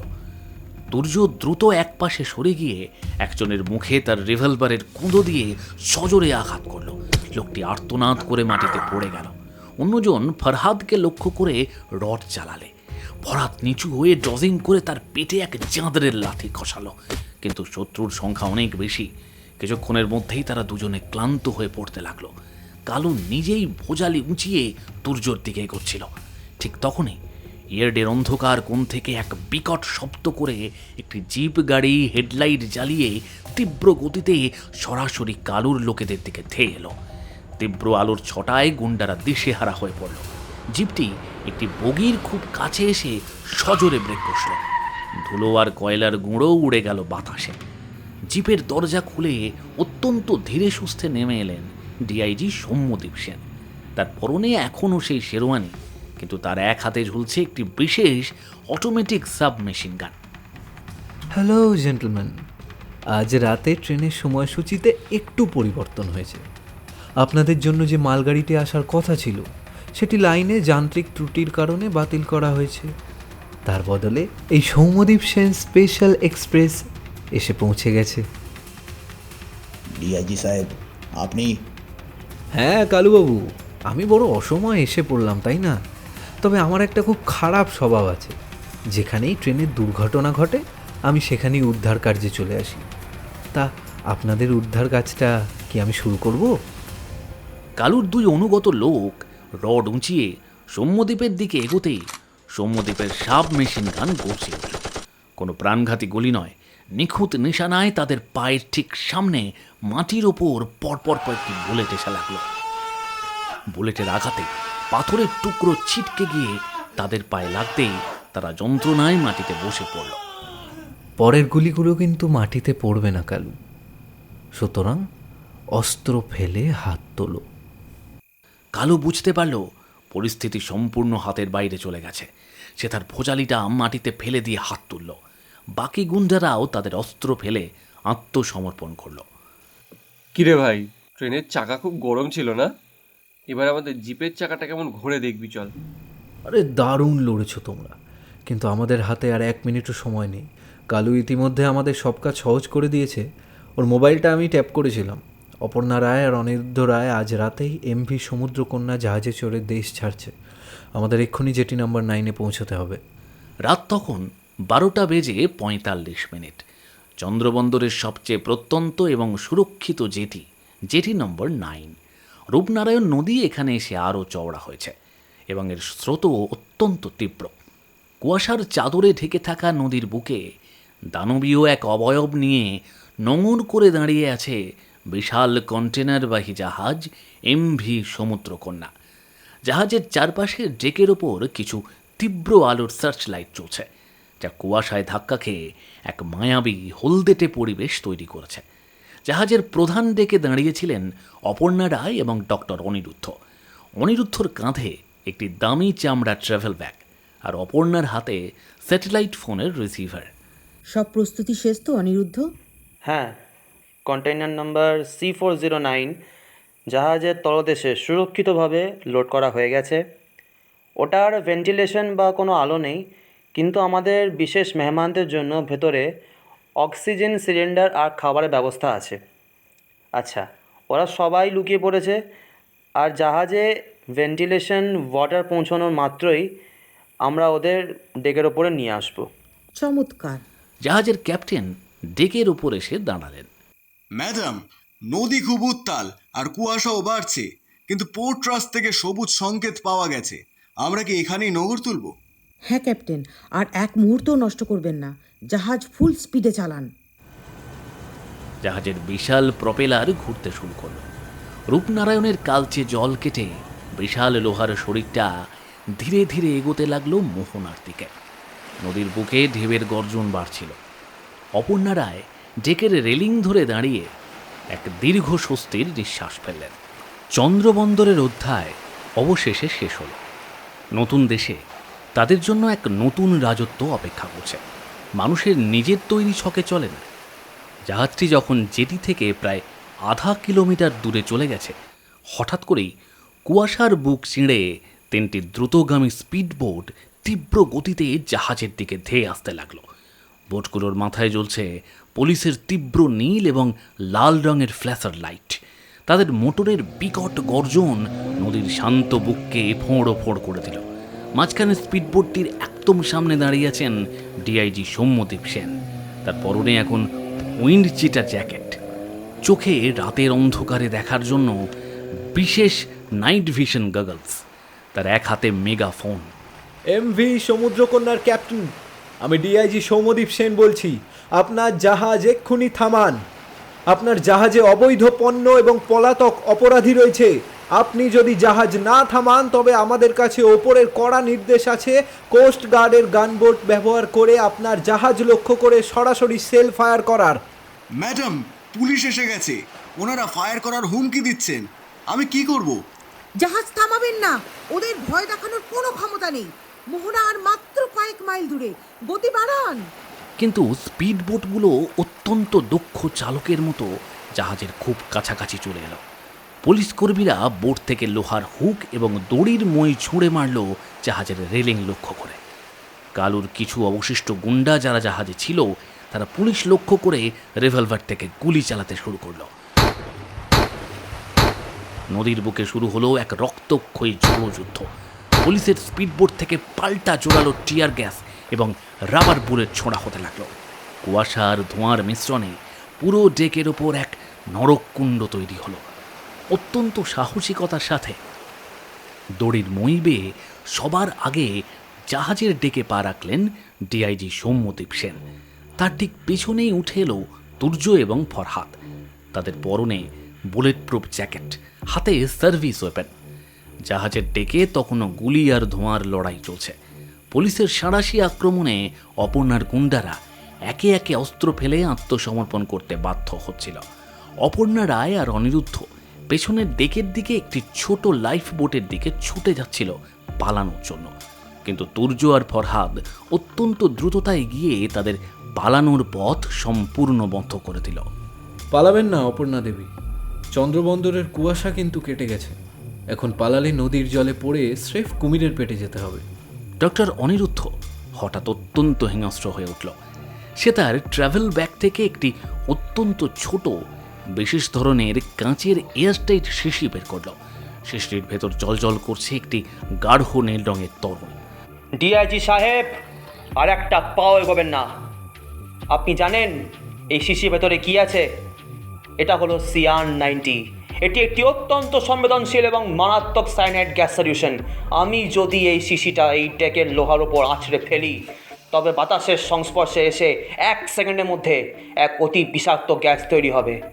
এই ডেকের ওপর দাঁড়িয়ে থাকা প্রত্যেকটি মানুষ, আপনি এবং আপনার অফিসাররা এবং আমরা নিজেরাও কেউ জ্যান্ত ফিরব না, কেউ না।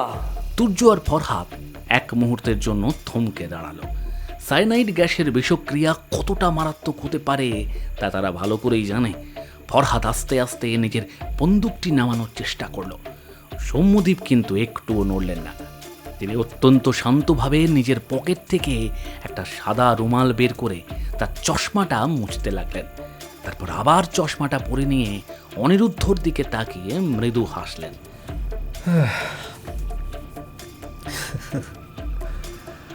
অনিরুদ্ধবাবু, আপনি রসায়নে গোল্ড মেডেল পেয়েছিলেন ঠিকই, কিন্তু আপনি বোধহয় ভুলে গেছেন যে আমিও রসায়ন বিভাগে কিছু পড়াশোনা করেছি।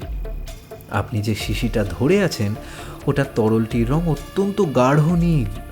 আপনি ওটার নাম দিয়েছেন CR90, কিন্তু প্রকৃত সায়ানাইড গ্যাসের সলিউশন যখন অত্যন্ত ঘনীভূত অবস্থায় থাকে তখন তার রং নীল হয় না, সেটি সম্পূর্ণ বর্ণহীন বা হালকা হলুদ হয়। অনিরুদ্ধর চোখের মণি কেঁপে উঠল। সে অবিশ্বাস্য চোখে নিজের হাতের শিশিটার দিকে তাকালো। আপনি লাইট হাউস থেকে তাড়াহুড়ো করে পালানোর সময় অনিলবাবুর ঘর থেকে আসল সায়ানাইড তুলতে পারেননি।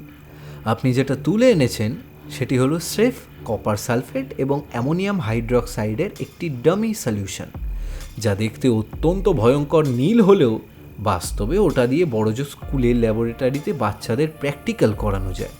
ওটা মাটিতে ফেললে শুধু একটু নীল দাগ হবে, কোনো মানুষের একটু চুলও বাঁকবে না। মিথ্যে কথা, এটা আমি ভেঙে দেবো। আরে ভেঙে দিন না, তবে ভাঙার আগে ভাবুন পুলিশের বুলেটের গতি আপনার হাতের শিশি ভাঙার গতির চেয়ে অনেকটাই বেশি। অনিরুদ্ধর আত্মবিশ্বাস সম্পূর্ণ ভেঙে চূর্ণ বিচূর্ণ হয়ে গেল। তার হাত থেকে কাঁচের শিশিটি আলগা হয়ে ডেকের ওপর পড়ে গেল, কিন্তু সৌম্যদীপের কথা মতো কোনো গ্যাস বের হলো না। কেবল নীল রঙের তরলটুকু ডেকের লোহার ওপর ছড়িয়ে পড়ল। তুর্য এক লাফে গিয়ে অনিরুদ্ধকে মাটিতে ফেলে তার হাত দুটি পিঠের পেছন নিয়ে হাতকড়া পরিয়ে দিল। অপর্ণা রায় কাঠের পুতুলের মতো দাঁড়িয়ে রইলেন। তার সমস্ত অহংকার, আভিজাত্য আর ক্ষমতা এক মুহূর্তে যেন তাসের ঘরের মতো ভেঙে পড়ল। সৌম্যদীপ সেন, তুমি ভাবছো তুমি জিতে গেছো? তুমি একটা সাধারণ পুলিশ অফিসার মাত্র। আমার পেছনে যারা আছে তারা কাল সকালের মধ্যে আমাকে সসম্মানে জেল থেকে বের করে আনবে। হ্যাঁ, হয়তো আনতো, কিন্তু আপনার বিশ্বস্ত কমিশনার প্রবাল দত্ত আর আপনার প্রধান জল্লাদ কালু ইতিমধ্যেই ম্যাজিস্ট্রেটের সামনে জবানবন্দি দিয়ে দিয়েছে। আর এই রেকর্ডারে আপনার নিজের কণ্ঠে পরিচয় চুরির ব্যবসার পুরো ছক রেকর্ড করা আছে।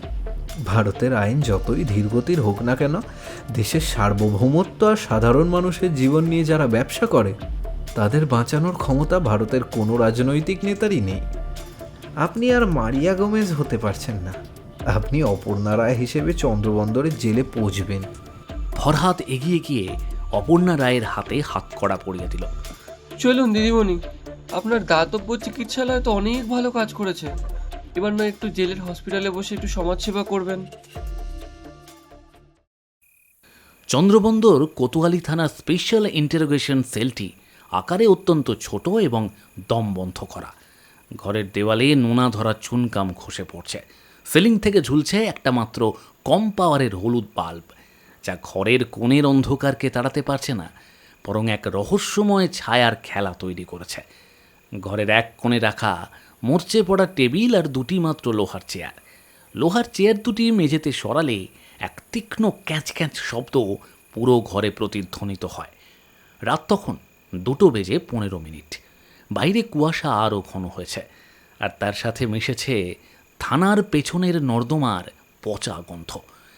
টেবিলের একপাশে বসে আছেন অপর্ণা রায়। তার সেই আভিজাত্যের ঢাকাই শাড়ি এখন কিছুটা ধুলোবালি মাখা, চুলগুলো অবিন্যস্ত, কিন্তু তার চোখের সেই শীতল কাঠিন্য এখনও অক্ষত। সে এক দৃষ্টিতে দেওয়ালের দিকে তাকিয়ে আছে, যেন এই জরাজীর্ণ লকআপের পরিবেশ তাকে একটুও স্পর্শ করতে পারেনি। তার ঠিক পাশেই বসে আছে ডক্টর অনিরুদ্ধ রায়। অনিরুদ্ধর অবস্থা অত্যন্ত শোচনীয়। তার সারা শরীর কাঁপছে, কপাল বেয়ে অনবরত ঘাম ঝরছে। তার ফর্সা মুখটা অপমানে আর আতঙ্কে লাল হয়ে উঠেছে। টেবিলের উল্টো দিকে এসে বসলেন ডিআইজি সৌম্যদীপ সেন। তার পরনের শেরওয়ানির হাত দুটো কিছুটা গোটানো। তিনি টেবিলের ওপর দুটো মাটির ভাঁড় আর একটা মাটির পাত্রে গরম সিঙাড়া রাখলেন। নিন, খেয়ে নিন। থানার লকআপের চা বড্ড বাজে হয়, তাই নিজের উদ্যোগে বাইরে থেকে একটু ভালো চা নিয়েছি। রাত তো অনেক হলো, শরীরটা একটু চাঙ্গা হওয়া দরকার। ডিআইজি সাহেব, এই সস্তা নাটক বন্ধ করুন। আপনি জানেন যে আপনার এই গ্রেফতারি সম্পূর্ণ বেআইনি। আমার আইনজীবীরা ইতিমধ্যেই কলকাতার হাইকোর্টের স্পেশাল বেঞ্চের সাথে যোগাযোগ করেছেন। ভোর 5টার মধ্যে আমার জামিনের অর্ডার এই থানাতেই এসে পৌঁছবে। তখন আপনাকে এই ধৃষ্টতার জবাব দিতে হবে। কিন্তু ম্যাডাম, আপনার আইনজীবীরা খুবই দক্ষ, সে বিষয়ে আমার কোনো সন্দেহ নেই, কিন্তু কিন্তু মুশকিল হলো হাইকোর্টের স্পেশাল বেঞ্চের বিচারপতি এখন ঘুমোচ্ছেন। আর তাছাড়া আপনার বিরুদ্ধে যে ধারায় মামলা রুজু হয়েছে তা হলো ইউএপিসি এবং দেশের সার্বভৌমত্বের বিরুদ্ধে ষড়যন্ত্র। এই ধারায় ভারতের রাষ্ট্রপতি সই ছাড়া আগামী 6 মাস আপনার জামিনের কোনো আবেদন আদালত গ্রহণই করবেন। স্যার, আমাকে বাঁচান। আমি এই ষড়যন্ত্রের মূল মাথা নই। আমি শুধু একজন কেমিস্ট। আমাকে অপর্ণা দেবী বাধ্য করেছিলেন এই কাজ করতে। অনিরুদ্ধ, চুপ করো, নিজের মুখ বন্ধ রাখো। কেন মুখ বন্ধ রাখবে ম্যাডাম? অনিরুদ্ধবাবু, আপনি একজন মেধাবী ছাত্র ছিলেন। যাদবপুর বিশ্ববিদ্যালয় থেকে অর্গ্যানিক কেমিস্ট্রিতে গোল্ড মেডেল পেয়েছিলেন আপনি। আপনার মতো একজন মানুষ কিভাবে এই নোংরা চক্রে জড়িয়ে পড়ল? কিভাবে আপনি রূপনারায়ণের চরে মানুষের চামড়া গলানোর বিষাক্ত রাসায়নিক তৈরি করলেন? স্যার, আমার বোনের চিকিৎসার জন্য অনেকগুলো টাকার প্রয়োজন ছিল। অপর্ণা দেবী আমাকে 5 বছর আগে প্রস্তাব দেন। উনি বলেছিলেন ওনার লজিস্টিক্স ব্যবসায় এমন কিছু কেমিক্যাল দরকার ছিল যা জাহাজের জ্বালানি পরিষ্কার করতে সাহায্য করবে। কিন্তু পরে উনি আমাকে ওনার লাইট হাউসের ল্যাবে নিয়ে আসেন। ওখানকার মাটির নিচে গোপন ল্যাবটা উনিই তৈরি করেছিলেন। সেখানে আন্তর্জাতিক অপরাধী যাদের ইন্টারপোল খুঁজছে তাদের আনা হতো। আমার কাজ ছিল বিশেষ ক্ষারীয় দ্রবণ দিয়ে তাদের হাতের আঙুলের চামড়া সাময়িকভাবে গলিয়ে দেওয়া এবং হরেন সরকারের দেওয়া ডেটা অনুযায়ী আঙুলের চামড়া সাময়িকভাবে গলিয়ে দেওয়া এবং নিরপরাধ শ্রমিকদের পরিচয় চুরি করা হতো। তাদের কি করা হতো অনিরুদ্ধ? তাদের ক্লোরোফর্ম দিয়ে অজ্ঞান করার পর এক বিশেষ অ্যাসিড বাথে ফেলে দেওয়া হতো। 8 ঘন্টার মধ্যে তাদের হাড় ছাড়া আর কোনো অস্তিত্ব থাকতো না। তারপর সেই হাড়গুলো লাইট হাউসের সুড়ঙ্গের শেষ প্রান্তে রূপনারায়ণের কাদামাটির নিচে পুঁতে দেওয়া হতো। অনিরুদ্ধ কাঁপতে কাঁপতে স্বীকার করল। অপর্ণা রায় চোখ বন্ধ করে নিলেন। তিনি বুঝলেন অনিরুদ্ধর এই স্বীকারোক্তি তাদের কফিনে শেষ পেরেকটি পুঁতে দিল। ফারহাদ, অনিরুদ্ধবাবুর জবানবন্দি ভিডিও রেকর্ড করেছো তো? হ্যাঁ স্যার, একেবারে ক্রিস্টাল ক্লিয়ার অডিও আর ভিডিও। চমৎকার। এবারে অনিরুদ্ধবাবুকে একটু ভালো ঘরে রাখার ব্যবস্থা করো, আর অপর্ণা দেবীর আইনজীবীরা এলে ওনাদের এই ভিডিওটা একবার দেখিয়ে দিও। ওনাদের চা খাওয়ার ইচ্ছাটা চলে যাবে। রাত তখন 3:10। কোতোয়ালি থানার ওসির ঘরের টেবিলের ওপর রাখা কালো রঙের ল্যান্ডমাইন ফোনটি একটানা বিকট আওয়াজ করে বেজে চলেছে। ওসির ঘরে বসেছিলেন সৌম্যদীপ, তুর্য আর থানার ভারপ্রাপ্ত কর্মকর্তা সমরেশ রায়। সমরেশ রায়ের মুখ শুকিয়ে চুন হয়ে গেছে। সে ফোনের দিকে তাকাচ্ছে আর বারবার খামুচ্ছে। ডিআইজি স্যার, এই নিয়ে 4 বার ফোন এলো। প্রথম ফোনটা এসেছিল জেলার পুলিশ সুপারের কাছ থেকে, দ্বিতীয়টা নবান্ন থেকে এক প্রভাবশালী আমলার, আর এবার বোধহয় স্বয়ং মন্ত্রীর দপ্তর থেকে ফোন আসছে। আমি কি করব স্যার? ফোনটা কি ধরবো? সমরেশবাবু, ফোনটা ধরুন, লাউডস্পিকারটা অন করুন।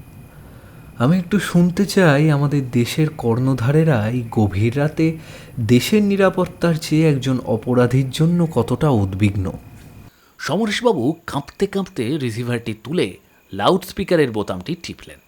হ্যালো, সমরেশ বলছো? সমরেশ, তোমাদের থানায় অপর্ণা রায় নামের একজন বিশিষ্ট সমাজসেবীকে নাকি বেআইনিভাবে আটকে রাখা হয়েছে। এই গভীর রাতে একজন সম্মানিত মহিলাকে থানায় নিয়ে আসার সাহস কে দিল তোমাদের?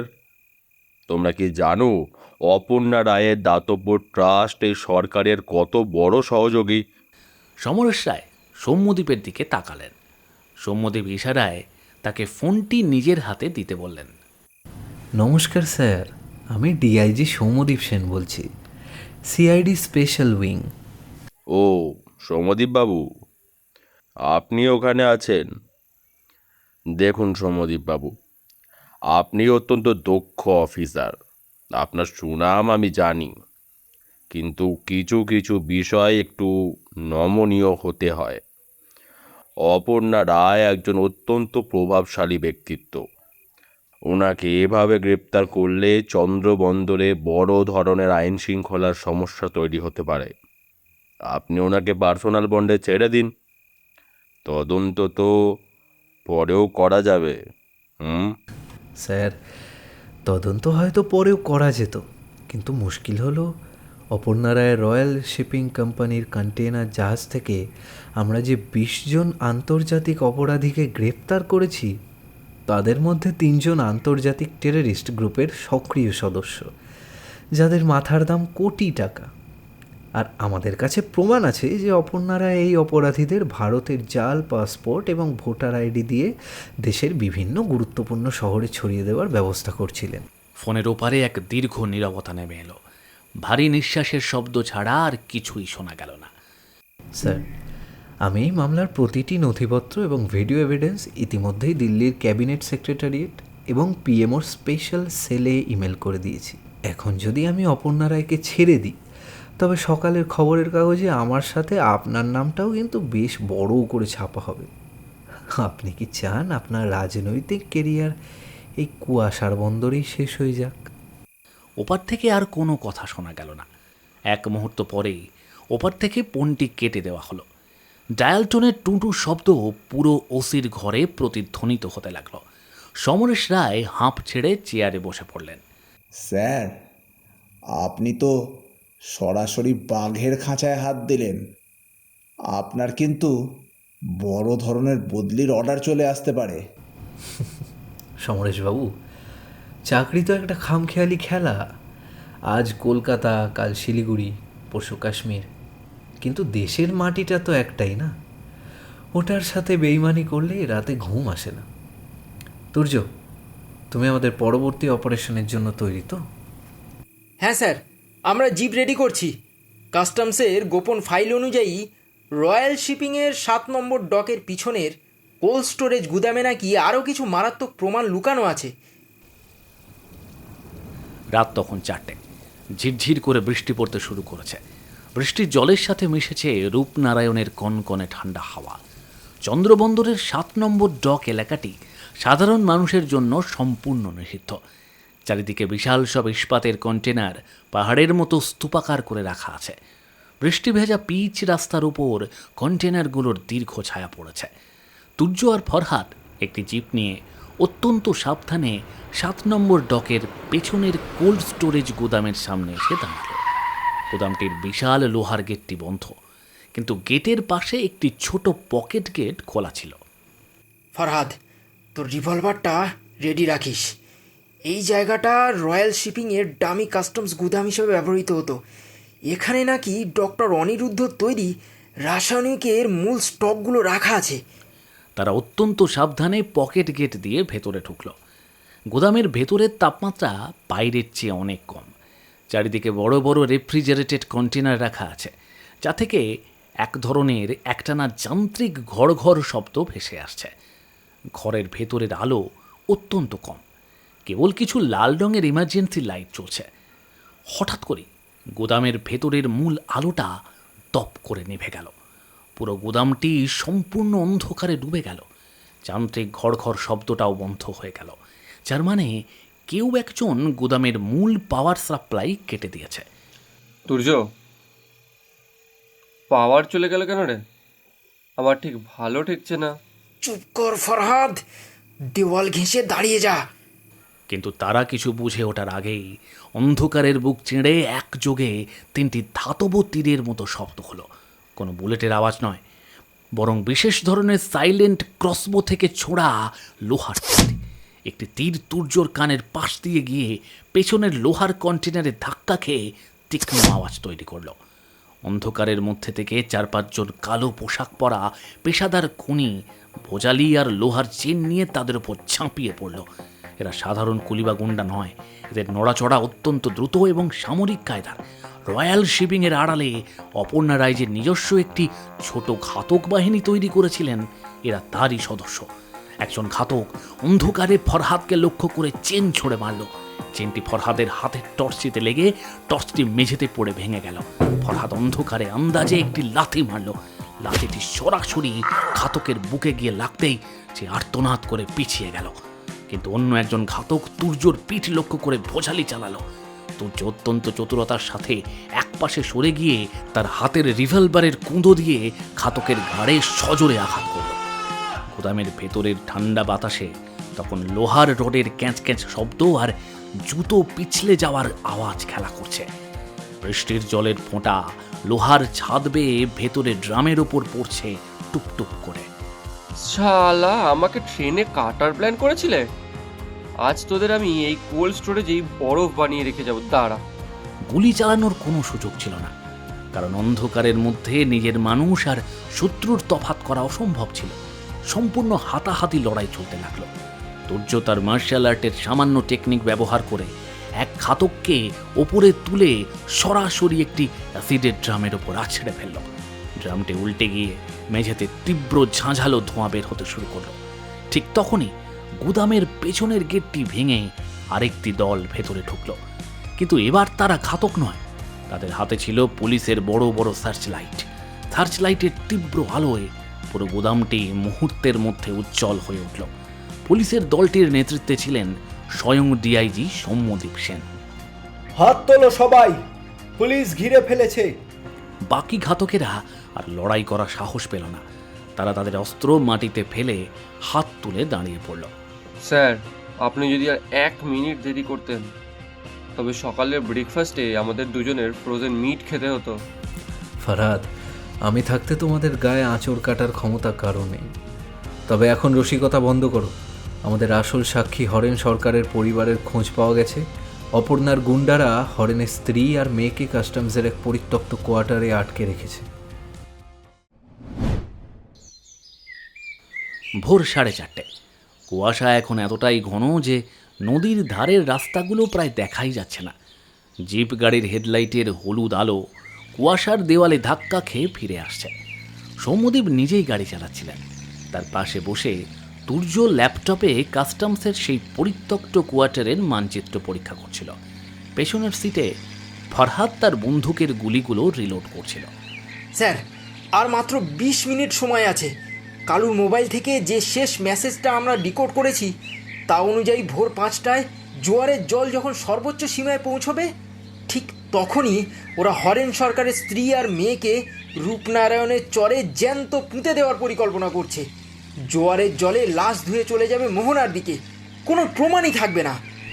আমি গাড়ি ফুল স্পিডেই চালাচ্ছি তুর্য, কিন্তু এই কুয়াশায় রাস্তার বাঁকগুলো বড্ড বিপজ্জনক। জিপটি প্রধান রাস্তা ছেড়ে এবার একটি কাঁচা মাটির বাঁধের ওপর দিয়ে চলতে শুরু করল। দুই পাশে বিশালাকার ভেড়ি বা মাছ চাষের পুকুর। জলের উপর কুয়াশার চাদর ভাসছে। গাড়ির চাকা কাদায় পিছলে যাচ্ছিল বারবার, কিন্তু সৌম্যদীপের হাতের নিয়ন্ত্রণ ছিল অসাধারণ। কিছুক্ষণের মধ্যেই তারা কাস্টমসের সেই পরিত্যক্ত কোয়ার্টারের সামনে এসে পৌঁছালো। কোয়ার্টারটি নোনা ধরা একতলা একটি বাড়ি, যার ছাদ আংশিক ভেঙে পড়েছে। বাড়ির বাইরে কোনো আলো নেই, কিন্তু কোয়ার্টারের পেছনের চরের দিকে কয়েকটা হ্যারিকেনের আলো নড়াচড়া করতে দেখা গেল। সৌম্যদীপ গাড়ি থামিয়ে হেডলাইট নিভিয়ে দিলেন। ফারহাদ, তুমি আর তুর্য পিছন দিক দিয়ে যাও, আমি সামনে থেকে ওদের নজর ডাইভার্ট করছি। মনে রাখবে, কোনো শব্দ করা যাবে না। আমাদের প্রথম অগ্রাধিকার হলো হরেন সরকারের পরিবারকে সুরক্ষিত রাখা। তারা নিঃশব্দে কাদার উপর দিয়ে হেঁটে চরের দিকে এগোতে লাগলো। চরের ওপর জোয়ারের জল ইতিমধ্যেই উঠতে শুরু করেছে। ঠান্ডা জল পায়ের পাতা ছুঁয়ে যাচ্ছে। হ্যারিকেনের আলোয় দেখা গেল 3 জন গুন্ডা বেলচা দিয়ে চরের বালি খুঁড়ছে। তাদের পাশেই হাত পা বাঁধা অবস্থায় বসে আছেন এক মধ্যবয়সী ভদ্রমহিলা এবং একটি ছোট মেয়ে। তাদের মুখে টেপ জড়ানো, চোখে চরম আতঙ্ক। মেয়েটি ঠান্ডায় অনবরত কাঁপছে। ঠিক তখনই সৌম্যদীপ অন্ধকারের মধ্য থেকে ধীর পায়ে হেঁটে হ্যারিকেনের আলোর বৃত্তে এসে দাঁড়ালেন। তার মুখমণ্ডল কুয়াশায় ঝাপসা, কিন্তু তার গলার স্বর ছিল অত্যন্ত স্পষ্ট। বেলচাগুলো নিচে নামিয়ে রাখো ছেলেরা, সকাল হতে চলল তো। এখন কবর খোঁজার সময় নয়, এখন ঘুম থেকে ওঠার সময়। গুন্ডারা চমকে উঠে সৌম্যদীপের দিকে তাকালো। একজন গুন্ডা কোমর থেকে রিভলভার বের করতে যাবে, ঠিক তখনই পেছনের অন্ধকার থেকে এক চিতা বাঘের মতো লাফিয়ে পড়ল ফরহাদ। সে তার বন্দুকের কুঁদো দিয়ে গুন্ডার হাতের উপর সজোরে আঘাত করতেই রিভলভারটি কাদার মধ্যে ছিটকে পড়ে গেল। অন্য গুন্ডাটি বেলচা নিয়ে সৌম্যদ্বীপের দিকে তেড়ে এলো, কিন্তু তুর্য এক ছুটে গিয়ে তার পা ধরে টান দিল। গুন্ডাটি কাদার উপর সজোরে আছড়ে পড়ল। ফরহাদ আর তুর্য বাকি গুন্ডাদের দ্রুত কবজা করে ফেলল। সৌম্যদ্বীপ নিজে এগিয়ে গিয়ে হরেন সরকারের স্ত্রী আর মেয়ের হাতের বাঁধন কেটে দিলেন। ভদ্রমহিলা সৌম্যদ্বীপের পা জড়িয়ে ধরে কেঁদে উঠলেন। স্যার, স্যার আমাদের বাঁচান স্যার, ওনারা ওনারা আমার স্বামীকে মেরে ফেলেছে, ওনারা আমাদেরকেও মেরে ফেলতো। ভয় পাবেন না মা, আপনাদের আর কোনো ভয় নেই। অপশক্তি পরাস্ত হয়েছে, চন্দ্রবন্দরের কুয়াশা কেটে গেছে। তিনি দূর দিগন্তের দিকে তাকালেন। কুয়াশা ভেদ করে পূর্ব আকাশে তখন মৃদু লালচে আলোর রেখা দেখা দিতে শুরু করেছে। এক দীর্ঘ অন্ধকার রাতের অবসান ঘটিয়ে চন্দ্রবন্দরের বুকে অবশেষে এক নতুন ভোরের সূর্য উদিত হতে চলেছে। চন্দ্রবন্দর মহকুমা আদালত ভবনটি ব্রিটিশ আমলের এক প্রাচীন লাল ইটের ইমারত। ঘড়ির কাঁটায় তখন সকাল 10টা। বারান্দার কাঠের খড়খড়িগুলোর ফাঁক দিয়ে মিঠে রোদ এসে পড়েছে স্যাঁতস্যাঁতে মেঝের ওপর। চারদিকে আইনজীবীদের কালো কোটের খসখস শব্দ, টাইপরাইটারের একটানা খটখট আওয়াজ আর মক্কেলদের গুঞ্জন। বাতাসে মিশে আছে পুরনো ফাইলের ধুলো আর সস্তা ফিনাইলের গন্ধ। আজকের দিনটি চন্দ্রবন্দরের ইতিহাসে এক অভূতপূর্ব দিন। শহরের সবচেয়ে প্রভাবশালী এবং সম্মানীয় ব্যক্তিত্ব রয়্যাল শিপিংয়ের মালকিন অপর্ণা রায়কে আজ আদালতে পেশ করা হচ্ছে। আদালতের বাইরে উৎসুক জনতার উপচে পড়া ভিড়। সংবাদ মাধ্যমের ক্যামেরাগুলো প্রতিটি প্রবেশদ্বারে ওঁত পেতে বসে আছে। আদালতের এক কোণে আইনজীবীদের লাইব্রেরি ঘরের কাঠের বেঞ্চে বসেছিলেন ডিআইজি সৌম্যদ্বীপ সেন।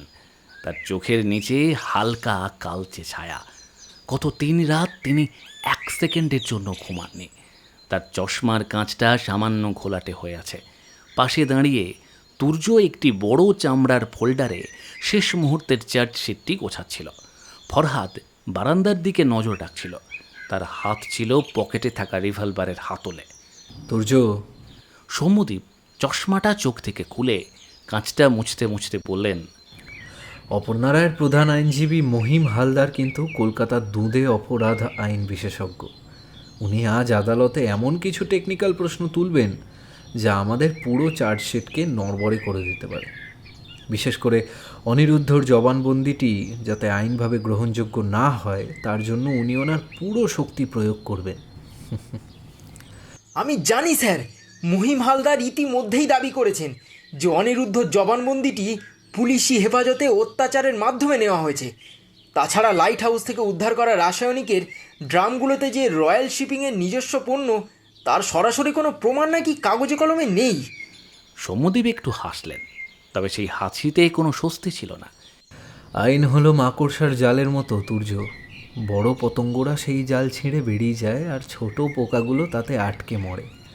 কিন্তু মহিমবাবু জানেন না যে আমরা শুধু জাল পাতিনি, আমরা পুরো মাকড়সাটাকেই ধরে এনেছি। হরেন সরকারের স্ত্রীর জবানবন্দিটি আমাদের সবচেয়ে বড় অস্ত্র।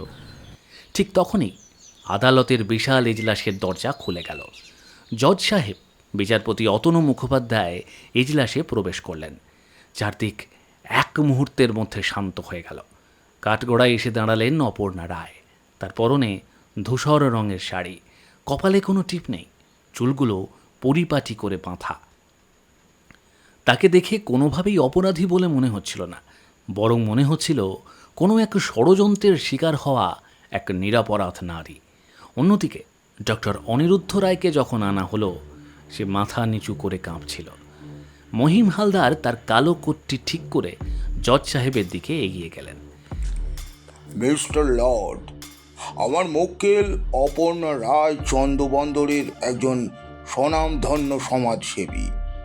ওনার লজিস্টিক ব্যবসার পরিধি বিশাল। কাস্টমসের কিছু অসাধু কর্মচারী এবং পুলিশের কিছু অতি উৎসাহী অফিসার মিলে ওনাকে একটা সম্পূর্ণ মিথ্যা মামলায় ফাঁসাচ্ছেন। পুলিশ যে 4 জন ক্রিমিনাল নিখোঁজের কথা বলছে, ওদের সাথে আমার মক্কেলের কোম্পানির কোনো সরাসরি চুক্তি ছিল না। আর তথাকথিত লাইট হাউসের ল্যাবরেটরি, ওটা একটা পরিত্যক্ত সরকারি সম্পত্তি। তার সাথে রয়্যাল শিপিং এর সম্পর্ক কি? মহিমালদারের সওয়াল শুনে আদালতের ভেতরে ফিসফিসানি শুরু হলো। অপর্ণা রায়ের ঠোঁটের কোণে এক চিলতে বিজয়ী হাসি দেখা দিল। জজ সাহেব সৌম্যদ্বীপের দিকে তাকালেন। ডিআইজি সেন, আসামি পক্ষের আইনজীবীর এই বক্তব্যের জবাবে আপনার কাছে কি কোনো অকাট্য প্রমাণ আছে? অন্যথায় আদালত আসামিকে জামিন দিতে বাধ্য হবে। সৌম্যদ্বীপ ধীরে ধীরে উঠে দাঁড়ালেন। তিনি জজ সাহেবের দিকে এগিয়ে গিয়ে বললেন, মিলর্ড, আইনের চোখে প্রমাণই শেষ কথা। আর আমি আজ এমন কিছু প্রমাণ নিয়ে এসেছি যা কোনো উকিলের চাতুরি দিয়ে খণ্ডন করা সম্ভব নয়। সৌম্যদ্বীপ তুর্যকে ইঙ্গিত করলেন। তুর্য এজলাসের বড় প্রজেক্টের স্ক্রিনটি অন করল। স্ক্রিনে ভেসে উঠল রয়্যাল শিপিংয়ের প্রধান সার্ভার থেকে ডিকোড করা কিছু ইমেইল এবং হোয়াটসঅ্যাপ চ্যাটের স্ক্রিনশট। মিলর্ড, এই ইমেলগুলো অপর্ণা রায়ের ব্যক্তিগত ল্যাপটপ থেকে পাঠানো হয়েছে, যা সরাসরি সিরিয়া, আফগানিস্তান এবং ইউরোপের কিছু নিষিদ্ধ এজেন্সির সাথে যুক্ত। প্রতিটি ইমেলে ক্লায়েন্ট নামক কিছু কোড ব্যবহার করা হয়েছে। আর ডক্টর অনিরুদ্ধর ব্যাংক অ্যাকাউন্টের যে স্টেটমেন্ট আমরা দখল করেছি, তাতে দেখা যাচ্ছে যে প্রতিবার চন্দ্রবন্দর থেকে কোনো জাহাজ ছাড়ার আগে ওনার অ্যাকাউন্টে লাখ লাখ টাকা ট্রান্সফার করা হয়েছে। সৌম্যদ্বীপ একটু থামলেন, তারপর অপর্ণা রায়ের দিকে ফিরে তাকালেন। কিন্তু সবচেয়ে বড় প্রমাণ ডিজিটাল ডেটা নয়, সবচেয়ে বড় প্রমাণ হলো একজন জীবন্ত মানুষ, যাকে এই আসামিরা চিরতরে স্তব্ধ করে দিতে চেয়েছিল। সৌম্যদ্বীপের ইশারায় ফরহাদ এজলাসের পেছনের দরজা দিয়ে ভেতরে নিয়ে এলো হরেন সরকারের স্ত্রী সুমিতা সরকার এবং তার 10 বছরের মেয়ে মিতালিকে। সুমিতা দেবীর চোখ দিয়ে জল পড়ছিল। তিনি কাঠগড়ায় দাঁড়ানো অপর্ণা রায়ের দিকে আঙুল তুলে চিৎকার করে উঠলেন, এই রাক্ষসী আমার স্বামীকে খুন করেছে। আমার স্বামীকে দিয়ে জোর করে জাল পাসপোর্টের হিসেব রাখতো। যখন আমার স্বামী সব পুলিশকে বলে দিতে চাইলো, তখন ওনারাই ওকে রূপনারায়ণের চড়ে বিষ খাইয়ে মেরে ফেললো। আমাদেরও কাল রাতে জ্যান্ত কবর দিতে চেয়েছিল। আদালতের ভেতরে এক তীব্র শোরগোল পড়ে গেল। জজ সাহেব তার হাতুড়ি পিটিয়ে চারদিক শান্ত করলেন। মহিম হালদার মুখ নিচু করে দিলেন। তিনি বুঝলেন এই মামলার মোড় সম্পূর্ণ ঘুরে গেছে। সুমিতা সরকারের এই কান্না আর চোখের জলের সামনে কোনো আইনি চাতুরি খাটবে না। জজ সাহেব গম্ভীর গলায় তার রায় লিখতে শুরু করলেন। আদালত সমস্ত তথ্য প্রমাণ এবং সাক্ষীর বয়ান পর্যালোচনা করে এই সিদ্ধান্তে উপনীত হয়েছে যে আসামিদের বিরুদ্ধে আনা দেশদ্রোহিতা এবং খুনের অভিযোগের প্রাথমিক সত্যতা রয়েছে। অতএব অপর্ণা রায় এবং ডক্টর অনিরুদ্ধ রায়ের জামিনের আবেদন খারিজ করা হলো এবং তাদের 14 দিনের পুলিশি হেফাজতে পাঠানোর নির্দেশ দেওয়া হলো। অপর্ণা রায় যখন কাঠগড়া থেকে নামছিলেন, তখন তার চোখ দিয়ে আগুনের ফুলকি বের হচ্ছিল। তিনি সৌম্যদ্বীপের মুখোমুখি দাঁড়িয়ে ফিসফিস করে বললেন, সৌম্যদ্বীপ সেন, তুমি আজ জিতলে, কিন্তু মনে রেখো, চন্দ্রবন্দরের খেলা এখনো শেষ হয়নি। জেলের ভেতরেও আমার ক্ষমতা তোমার ভাবনার চেয়ে অনেক বেশি। ম্যাডাম, জেলের ভেতরে আপনার ক্ষমতা কেমন তা আমি জানি না, তবে জেলের ভেতরের ডাল রুটি কিন্তু আপনার আভিজাত্যের হজম শক্তির জন্য বেশ কঠিন হবে।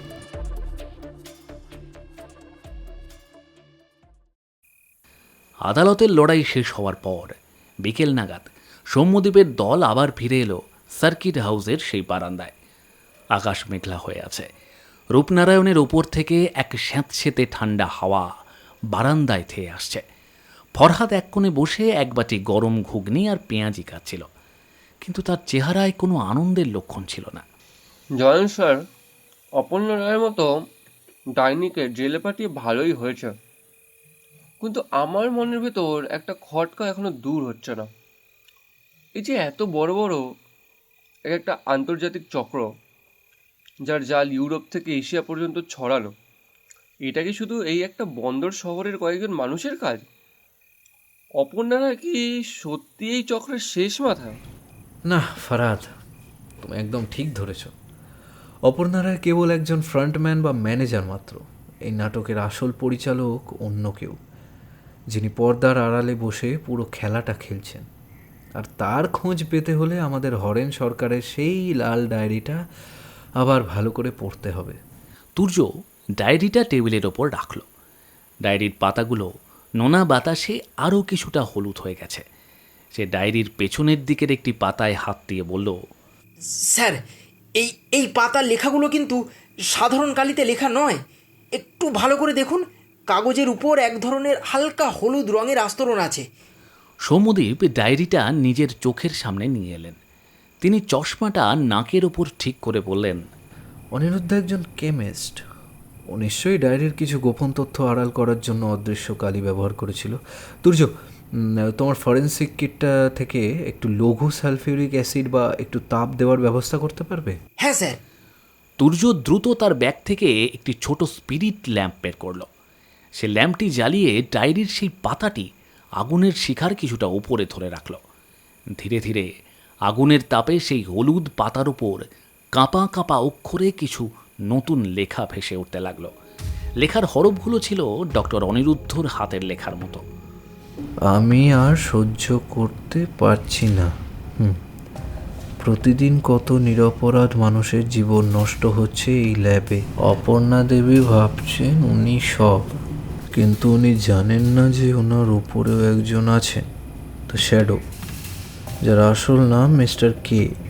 তিনি প্রতি মাসের 15 তারিখে কপ্টারে করে চন্দ্রবন্দরের চরে আসেন। আচ্ছা, কন্টেনার জাহাজের আসল পেমেন্ট ওনার হাতেই তুলে দেওয়া হয়। ওকে, ওনার পরিচয় কাস্টমসের ফাইলে কমিশনারের বিশেষ অতিথি হিসেবে নথিভুক্ত থাকে। I C. ওনার আসল পরিচয় যদি কোনোদিন পুলিশ জানতে পারে, তবে ভারতের রাজনীতিতে ভূমিকম্প হয়ে যাবে। বাহ বাহ। মিস্টার কে, এই চরিত্রটা আবার কি? কোনো বড় রাজনৈতিক নেতা নাকি কোনো আন্তর্জাতিক স্মাগলার? হতেও পারে। আজ কত তারিখ তুর্য? স্যার, আজ তো মে মাসের 14 তারিখ। তার মানে কাল 15 তারিখ। হ্যাঁ, কাল রাতে সেই অদৃশ্য কুশীলব মিস্টার কে চন্দ্রবন্দরের চরে আসছে। এটি আমাদের জন্য একমাত্র এবং শেষ সুযোগ ওনাকে হাতে নাতে ধরার। সমরেশবাবুকে বলো আমাদের জন্য চন্দ্রবন্দরের চরের মানচিত্র রেডি রাখতে। কাল রাতের অপারেশনটি হবে অত্যন্ত নিখুঁত এবং নিঃশব্দ। পরদিন বিকেল থেকেই চন্দ্রবন্দরের আবহাওয়া অত্যন্ত বৈরী রূপ ধারণ করল। রূপনারায়ণ নদী আর মোহনার সংযোগস্থলে এক গভীর নিম্নচাপের সৃষ্টি হয়েছে। আকাশ কালো মেঘে ঢেকে গেছে, আর তার সাথে শুরু হয়েছে এক নাগাড়ে বৃষ্টি। বাতাসের গতিবেগ ক্রমেই বাড়ছে। নদীর উত্তাল ঢেউগুলো জেটির কংক্রিটের দেওয়ালে ধাক্কা খেয়ে আছড়ে পড়ছে। জেলেরা তাদের সমস্ত নৌকা নিরাপদ দূরত্বে সরিয়ে নিয়েছে। পুরো বন্দর এলাকা জুড়ে এক ভৌতিক নিস্তব্ধতা বিরাজ করছে। রাত তখন 10:30। ঝড়ের দাপটে লাইট পোস্টের আলোগুলো অনবরত কাঁপছে। বিদ্যুৎ সরবরাহ ইতিমধ্যেই বিচ্ছিন্ন হয়ে গেছে।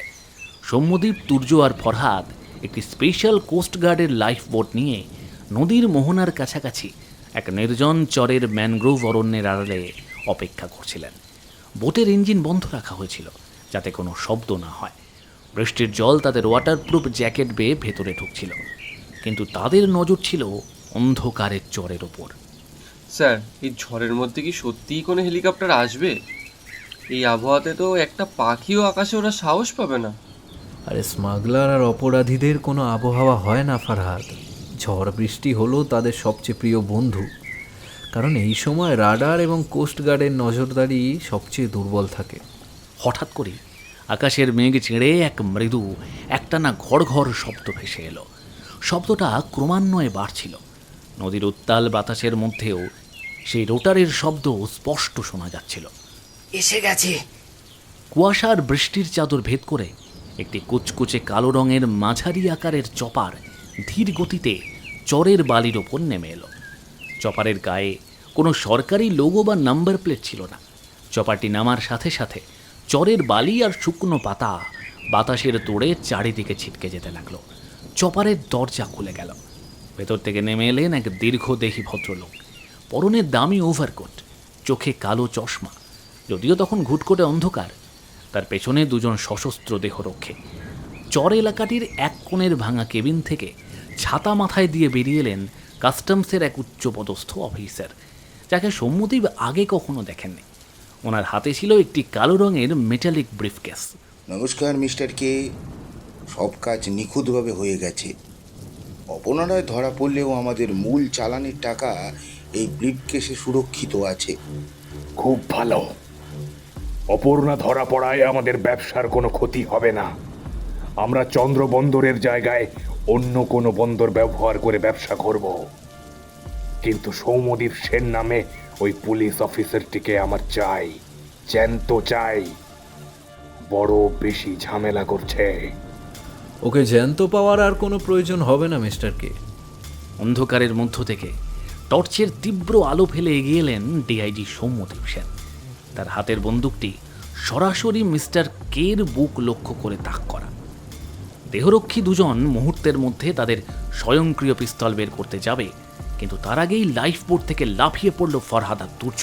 ফরহাদের হাটের শটগান থেকে এক রাউন্ড ফাঁকা ফায়ার হতেই পুরো চরের বাতাস কেঁপে উঠল। অস্ত্র ফেলে দাও, নয়তো এই রূপনারায়ণের জলেই তোমাদের ভাসিয়ে দেব। দেহরক্ষী দুজন পরিস্থিতি বেগতিক দেখে তাদের পিস্তল বালির ওপর ফেলে দিল, কিন্তু মিস্টারকে একটুও ঘাবড়ে গেলেন না। তিনি আস্তে আস্তে তার চোখের কালো চশমাটি খুললেন। টর্চের আলো যখন তার মুখের ওপর পড়ল, তখন সৌম্যদীপ সেনের মুখের মৃদু হাসি এক মুহূর্তের জন্য উধাও হয়ে গেল। তার চোখের মণি সংকুচিত হয়ে উঠল। আপনি? মিস্টার কে আর কেউ নন, তিনি হলেন রাজ্য মানবাধিকার কমিশনের চেয়ারম্যান এবং প্রাক্তন মুখ্য সচিব সুরজিৎ করগুপ্ত।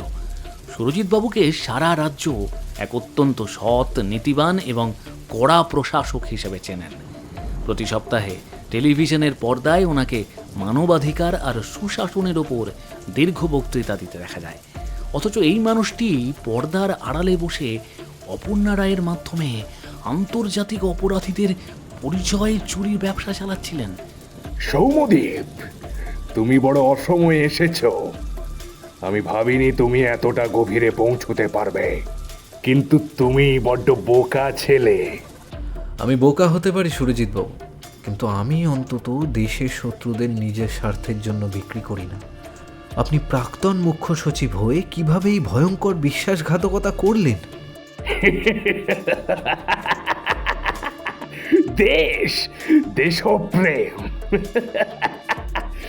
এসব হলো মূর্খ আর সাধারণ মানুষের ইমোশন সৌম্যদীপ। ক্ষমতা আর টাকাই হলো পৃথিবীর শেষ কথা। এই যে অপরাধীরা এই দেশে এসেছিল, তারা প্রত্যেকে আমাকে কোটি কোটি ডলার দিচ্ছিল। সেই টাকা দিয়ে আমি আমার নিজের সাম্রাজ্য তৈরি করেছিলাম। কিন্তু তুমি আমাকে গ্রেপ্তার করে কি পাবে? বড় জোর একটা মেডেল, আর তারপর কোনো ওয়াচ পাড়া গায়ে তোমার বদলির অর্ডার। সুরজিৎ বাবু সৌম্যদীপের দিকে আরো এক পা এগিয়ে গেলেন। আমি তোমাকে একটা চমৎকার অফার দিচ্ছি সৌম্যদীপ। এই ব্রিফকেসে 10 কোটি টাকার সমপরিমাণে ইউএস ডলার আছে, আর কন্টেইনারের ব্যবসার অংশীদারিত্বও তোমাকে আমি দেব। তুমি শুধু ওই রিপোর্টের ফাইলটা বন্ধ করে দাও। লেখো যে লাইট হাউসে যা পাওয়া গেছে তা সির্ফ একটা সাধারণ ডাকাত দলের কাজ ছিল। ব্যাস, তুমিও সুখে থাকবে আর তোমার পরিবারও। সৌম্যদীপ এক মুহূর্ত চুপ করে রইলেন। ঝড়ের বাতাস তার চুলগুলো উড়িয়ে দিচ্ছিল। বৃষ্টির জলের ফোঁটা তার মুখ বেয়ে গড়িয়ে পড়ছিল। সুরজিৎ বাবু, আপনার অফারটা সত্যিই খুব লোভনীয়। 10 কোটি টাকা দিয়ে আমি হয়তো কলকাতার ইএম বাইপাসের ধারে একটা বিলাসবহুল ফ্ল্যাট কিনতে পারতাম, আমার মেয়েকে বিদেশে পড়াতে পারতাম। কিন্তু মুশকিল হলো, প্রতি রাতে যখন আমি আয়নার সামনে দাঁড়াবো, তখন নিজের মুখে থুতু দিতে ইচ্ছে করবে। আর আমি অত্যন্ত বিলাসী মানুষ। নিজের আত্মসম্মান বিসর্জন দিয়ে কোনো রাজপ্রাসাদে থাকা আমার ধাতে সইবে না। সৌম্যদীপ তুর্যর দিকে তাকালেন। তুর্য, সুরজিৎ বাবুকে হাত করা পড়াও। ওনার এই ভাষণ আমরা আদালতেই শুনব। সুরজিৎ করগুপ্তের মুখের চেনা গাম্ভীর্য এবার সম্পূর্ণ উধাও হয়ে গেল। তিনি তীব্র গলায় বললেন, সৌম্যদীপ সেন, তুমি নিজের মৃত্যুকে ডেকে আনলে। তুমি জানো না আমার নেটওয়ার্ক কতটা শক্তিশালী। ঠিক এই সময় সুরজিৎ বাবুর এক দেহরক্ষী বালির তলা থেকে একটি ছোট গ্রেনেড বের করে পিন খুলে ফেলল। সরে যান স্যার, সরে যান। সে চিৎকার করে গ্রেনেডটি সৌম্যদীপের বোর্ড লক্ষ্য করে ছুঁড়ে মারল। গ্রেনেড! সে এক লাফে গিয়ে সৌম্যদীপ আর তুর্যকে ধাক্কা দিয়ে চরের বালির ওপর ফেলে দিল। ঠিক তার পরের সেকেন্ডেই এক বিকট শব্দে গ্রেনেডটি বিস্ফোরিত। চরের বালি, কাদা আর জল প্রায় 20 ফুট ওপরে উঠে গেল। আগুনের এক তীব্র হলকা অন্ধকারের চরকে এক মুহূর্তের জন্য দিনের আলোর মতো উজ্জ্বল করে তুলল। লাইফ বোটটির একদিকের অংশ সম্পূর্ণ ভেঙে চূর্ণ বিচূর্ণ হয়ে গেল। বিস্ফোরণের ধাক্কায় সৌম্যদীপ কয়েক ফুট দূরে গিয়ে আছড়ে পড়লেন। তার চশমাটা কোথাও ছিটকে চলে গেল। তার কান দুটো একটানা ভোঁ ভোঁ শব্দ করছিল, মাথাটা ঝিমঝিম করছিল। তিনি কাদার উপর হাতড়ে হাতড়ে ওঠার চেষ্টা করলেন। অন্ধকারের মধ্যে সুরজিৎ করগুপ্ত আর তার লোকেরা চপারের দিকে ছুটে যাচ্ছিল। চপারের রোটার ইতিমধ্যেই তীব্র গতিতে ঘুরতে শুরু করেছে। চপারটি মাটি ছেড়ে ওপরে ওঠার জন্য প্রস্তুত। তুর্য, ফরহাদ! সৌম্যদীপ চেঁচিয়ে ওঠার চেষ্টা করলেন, কিন্তু তার গলা দিয়ে রক্ত আর কাদার মিশ্রণে এক অস্ফুট শব্দ বেরোলো। তুর্য কাদার মধ্য থেকে উঠে দাঁড়ালো। তার কপালের এক পাশ কেটে রক্ত ঝরছিল। সে তার রিভলভারটি দু হাতে শক্ত করে ধরে চপারের চাকার দিকে নিশানা করল।